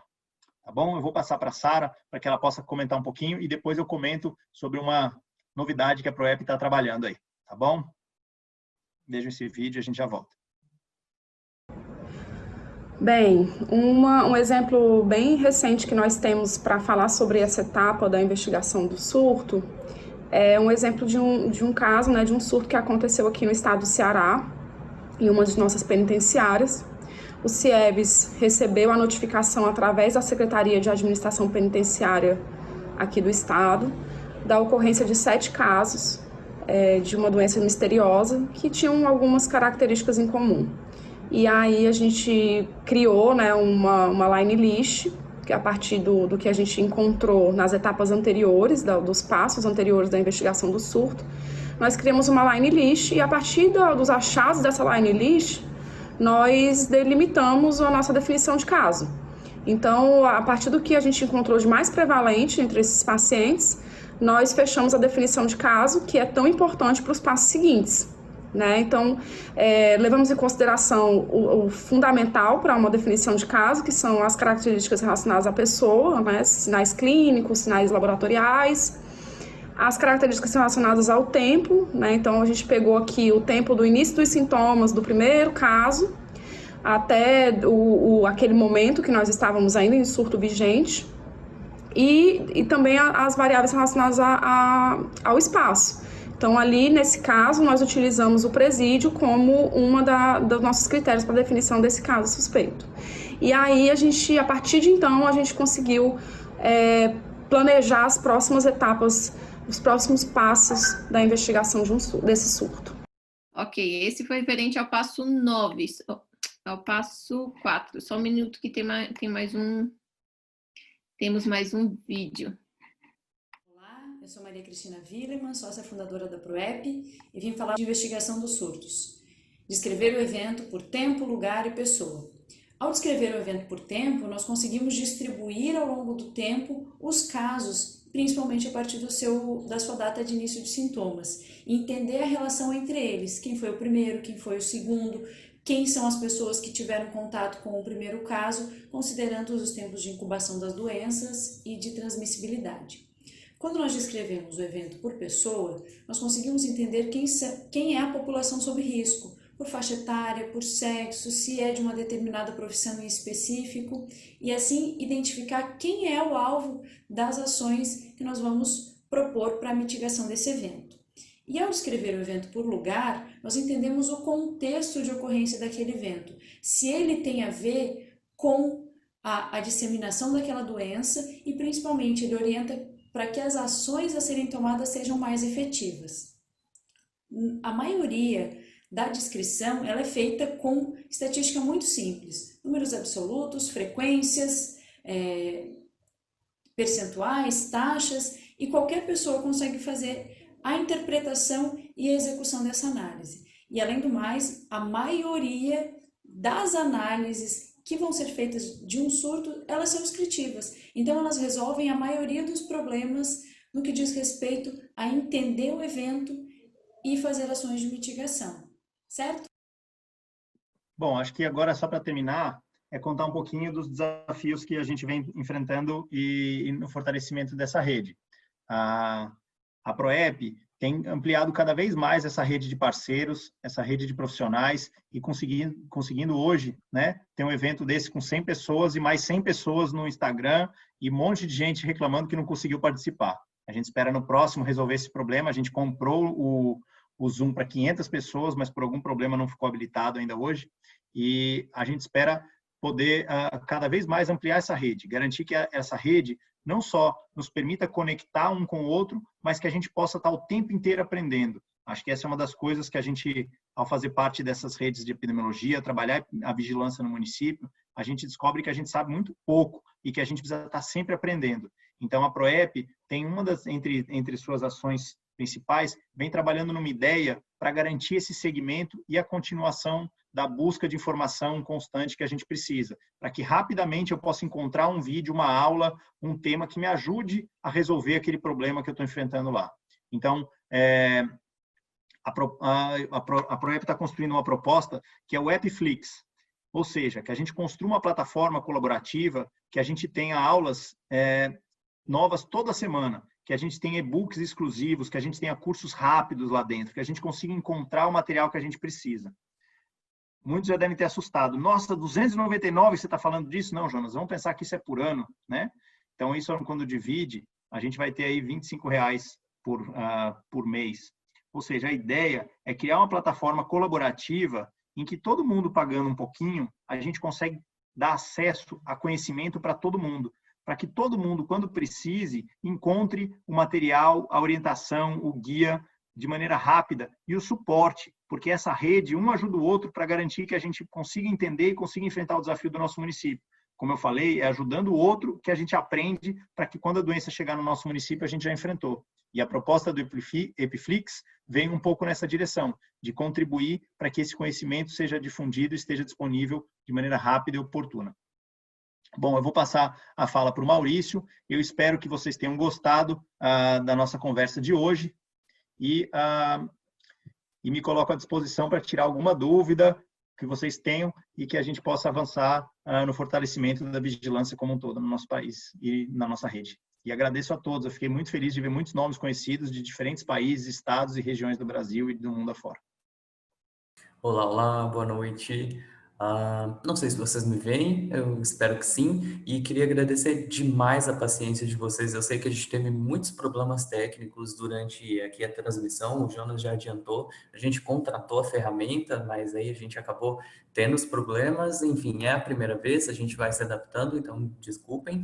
E aí eu queria esclarecer um pouco melhor o que é o Epiflix. É uma biblioteca, digamos assim, onde vocês vão ter os cursos mais relevantes para aquele momento, e como são cursos rápidos, a gente consegue dar uma resposta muito rápida, como é o que está acontecendo agora. A gente está vivendo esse cenário de Covid, esse cenário de pandemia, e cadê o apoio para os profissionais? Cadê um curso que resolva agora, nesse momento, as demandas que vocês estão tendo? Então, esse é um ambiente que a gente pensou para a gente ir colocando esses cursos. E aí, quem entra vai tendo acesso a todo o conteúdo que for colocado ali, todo o conteúdo passado que já tiver ali, por um valor fixo anual. Essa aula, eu vi que tinha gente perguntando, ela fica gravada por 24 horas, vocês vão receber por e-mail, quem se inscreveu por e-mail, né, quem fez lá o nosso processo, proep.org.br/aula, recebeu o nosso convite, chegou aqui pelo e-mail, chegou aqui pelo link, vai receber as instruções sobre o Epiflix e sobre o acesso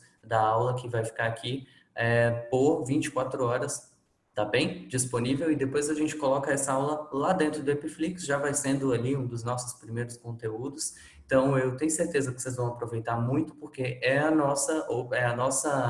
forma que a gente encontrou de fornecer conhecimento rápido para vocês e num valor que, se vocês dividirem aí, é um valor anual, né? Se vocês dividirem aí por ano, se vocês dividirem por dia, é menos de R$1 por dia.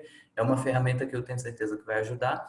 Então, a gente vai se falando por e-mail, o Instagram está à disposição, o Facebook está à disposição, os nossos e-mails estão à disposição. A gente vai esclarecendo, essa iniciativa ainda vai render muita coisa. Tem mais aulas vindo por aí, essa é a nossa primeira aula, a aula inaugural, digamos assim. Então, muito obrigado pela paciência. A Sara vai fazer algumas considerações finais e a gente está à disposição. Muito obrigado, muito obrigado. Desculpem os erros. Maurício, tem algumas perguntas aqui, acho que a gente podia passar rapidinho pelas perguntas, né? Já estendeu mais, mas uma delas sobre o Epiflix é o pessoal perguntando se seria um valor além da anuidade ou não. Quer comentar um pouco do que a gente discutiu?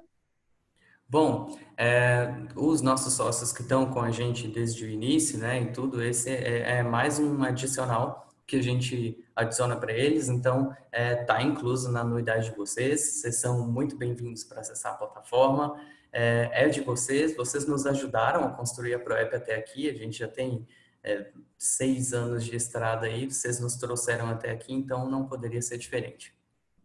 Obrigada. A gente está organizando agora, a gente vai lançar o Epiflix e o ideal e a proposta é que a cada semana saia. A gente vai começar com os passos da investigação. Então, essa aula que vocês viram hoje em 2 horas, vocês vão ter a oportunidade de ver um vídeo para cada aula. E aí a gente vai lançando um passo por semana.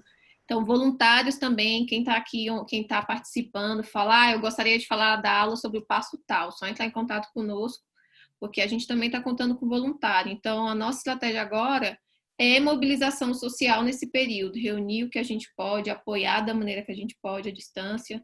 Então, eu espero que vocês gostem da estratégia. Perguntas. Jonas, você que estava acompanhando as perguntas, quer responder? Como você quer fazer? Poxa, acompanhar a pergunta foi uma coisa que eu não consegui fazer.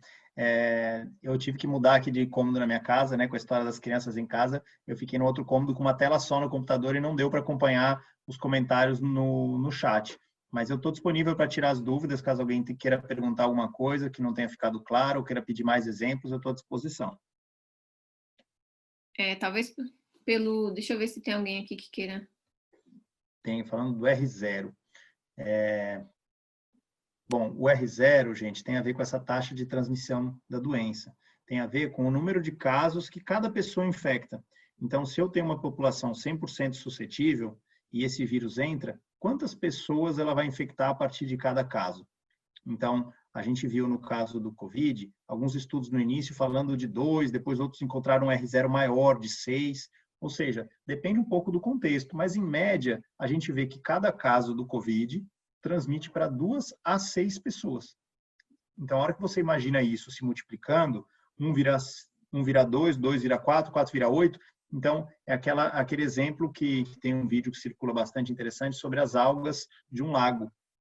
É muito rápido. E quando a gente chega em 50% do lago coberto de algas, no dia seguinte ele vira 100, porque é exatamente isso. A hora que eu tenho um número muito grande de casos e todo mundo transmitindo para mais 2 pessoas, de 50% da população, no dia seguinte eu já tenho todo mundo infectado. Então, a ideia do R0 tem a ver com essa taxa de transmissão. Por isso que a gente tem que tentar fazer uma série de medidas que façam com que esse R, que não é mais o R0 é o primeiro, né? Depois é só o R, que ele vá diminuindo para ponto de ficar abaixo de 1. Por quê? Porque se eu tiver um R de 1, eu tenho cada caso de Covid sendo transmitido para mais uma pessoa. E aí eu vou mantendo a epidemia. Se eu tenho 100 casos hoje, eu vou ter 100 casos amanhã, vou ter 100 casos depois de amanhã. Se eu tenho um R abaixo de 1, que é 0,9, se eu tenho 100 casos hoje, amanhã eu tenho 90, depois eu tenho 80, e com isso eu vou diminuindo a epidemia. Como é que eu diminuo esse R? Distanciamento social, isolamento dos contatos, rastreamento desses contatos, isolamento dos contatos, o uso de máscara em ambientes públicos, o aumento da frequência de lavagem das mãos, enfim, todas essas ações que nós estamos fazendo visam justamente diminuir esse R, para que a gente consiga ir diminuindo a epidemia a ponto de chegar numa condição que a gente possa novamente abrir as atividades.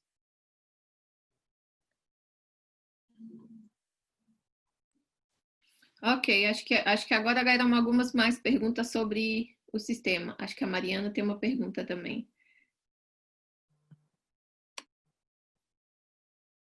Bom, as investigações, a questão da determinação social e a interiorização da doença. É interessante, tem um artigo que está para ser publicado, mas é um trabalho da equipe da Unesp de São Paulo, que classificou os municípios em 4 categorias, de acordo com a atividade econômica deles. A mesma categoria que usa o IBGE. E mostrou que, na verdade, não é a distância do município do centro maior, mas sim a categoria deles que vão fazer com que eles recebam os casos antes. Quanto mais rural o município, ele vai receber casos depois, e não a distância dele, por exemplo, da capital São Paulo. Então, municípios, às vezes, próximos à capital São Paulo, que já está com um número de casos muito grande, ainda não recebeu, ou seja, está recebendo a epidemia numa fase muito posterior a centros maiores que estão mais afastados de São Paulo, como, por exemplo, o Ribeirão Preto, o Bauru. Então, é interessante perceber essa característica da disseminação. Acho que, em relação aos determinantes sociais, o que está se mostrando muito importante é a letalidade da doença nas zonas com menor infraestrutura. Então, alguns dados que a gente pode analisar é a proporção a escolaridade das pessoas que morreram no início da epidemia e a escolaridade das pessoas que estão morrendo agora. Ou seja, a doença está chegando nas regiões mais vulneráveis do país e nessas regiões a letalidade é muito maior, porque a infraestrutura das residências, das condições das pessoas e do acesso ao serviço de saúde é precária.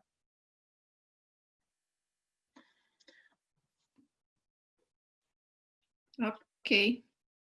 Eu queria só esclarecer um ponto, por exemplo, se tem gente que não é sócio e ficou interessado no Epiflix, também pode fazer um valor mensal. A gente pensou a gente até brincou com o nome para ser esse ambiente de entretenimento e saúde pública. Então, seria um valor de R$ 29,90. Não, eu só quero ter acesso às aulas e mais nada. Mas o que a gente tem visto, assim, na verdade, para quem é sócio, já é como um benefício. Então, é uma coisa a mais que você teria nesse pacote. É mais para pensar também como é que eu conseguiria apoiar, tanto com os vídeos, como também com o trabalho voluntário. Então, são algumas vertentes que a gente está trabalhando. Eu queria aproveitar até para reforçar, não sei se vocês que acompanharam, a gente está falando muito do programa de voluntário agora nas redes sociais, né? Então, o exercício também é como é que a gente consegue mobilizar profissionais que às vezes não tem recurso financeiro, mas consegue apoiar com 2, 3 horas, algumas horas na semana, para a gente criar material que seja importante para os diferentes temas, para os diferentes locais, principalmente para município. A gente tem sentido essa fragilidade a nível de município, então como é que a gente consegue apoiar? Se não tem questão, não quer envolver com recurso, com anuidade, com Epiflix, então com trabalho voluntário, que eu acho que hoje tem sido um dos grandes braços fortes da PROEP. E eu acho que com isso eu termino. Jonas, quer comentar alguma coisa? Eu queria só, para finalizar, para a gente também não alcançar muito a hora, né? Estamos aqui já quase 2 horas e meia. Parabenizar a todos que participaram. Vocês vão continuar recebendo, para quem se inscreveu, muito obrigada ali, nosso colega batendo palma, que nos recebeu, obrigada por nos receberem de braços abertos. A gente vai mandar toda a atualização para vocês semanalmente. A proposta é que a cada semana saia um material. Como a gente está fazendo isso na loucura e tentando cumprir os prazos, a próxima semana o que vocês devem receber gratuitamente é o e-book. A gente começou a construir um e-book sobre os 10 passos de investigação de surto, mas que nessa loucura, como vocês podem ver, é a mesma equipe que faz aqui, a equipe que está construindo o vídeo, a equipe que está fazendo não sei o quê. Então, a gente se desdobra aqui para fazer muita coisa. Então, vocês vão receber como lançamento da semana que vem. E aí, as outras atualizações, podem cutucar o Maurício, que ele é o nosso garoto de ouro, viu? Um abraço a todos. Jonas, com você. Tchau, gente. É só para agradecer a oportunidade de estar aqui com vocês e a gente perceber a oportunidade de que em rede a gente é muito mais forte, tá bom? Um abraço para vocês e uma boa noite e bom enfrentamento aí do Covid amanhã para todo mundo. É verdade. Tchau, tchau, gente.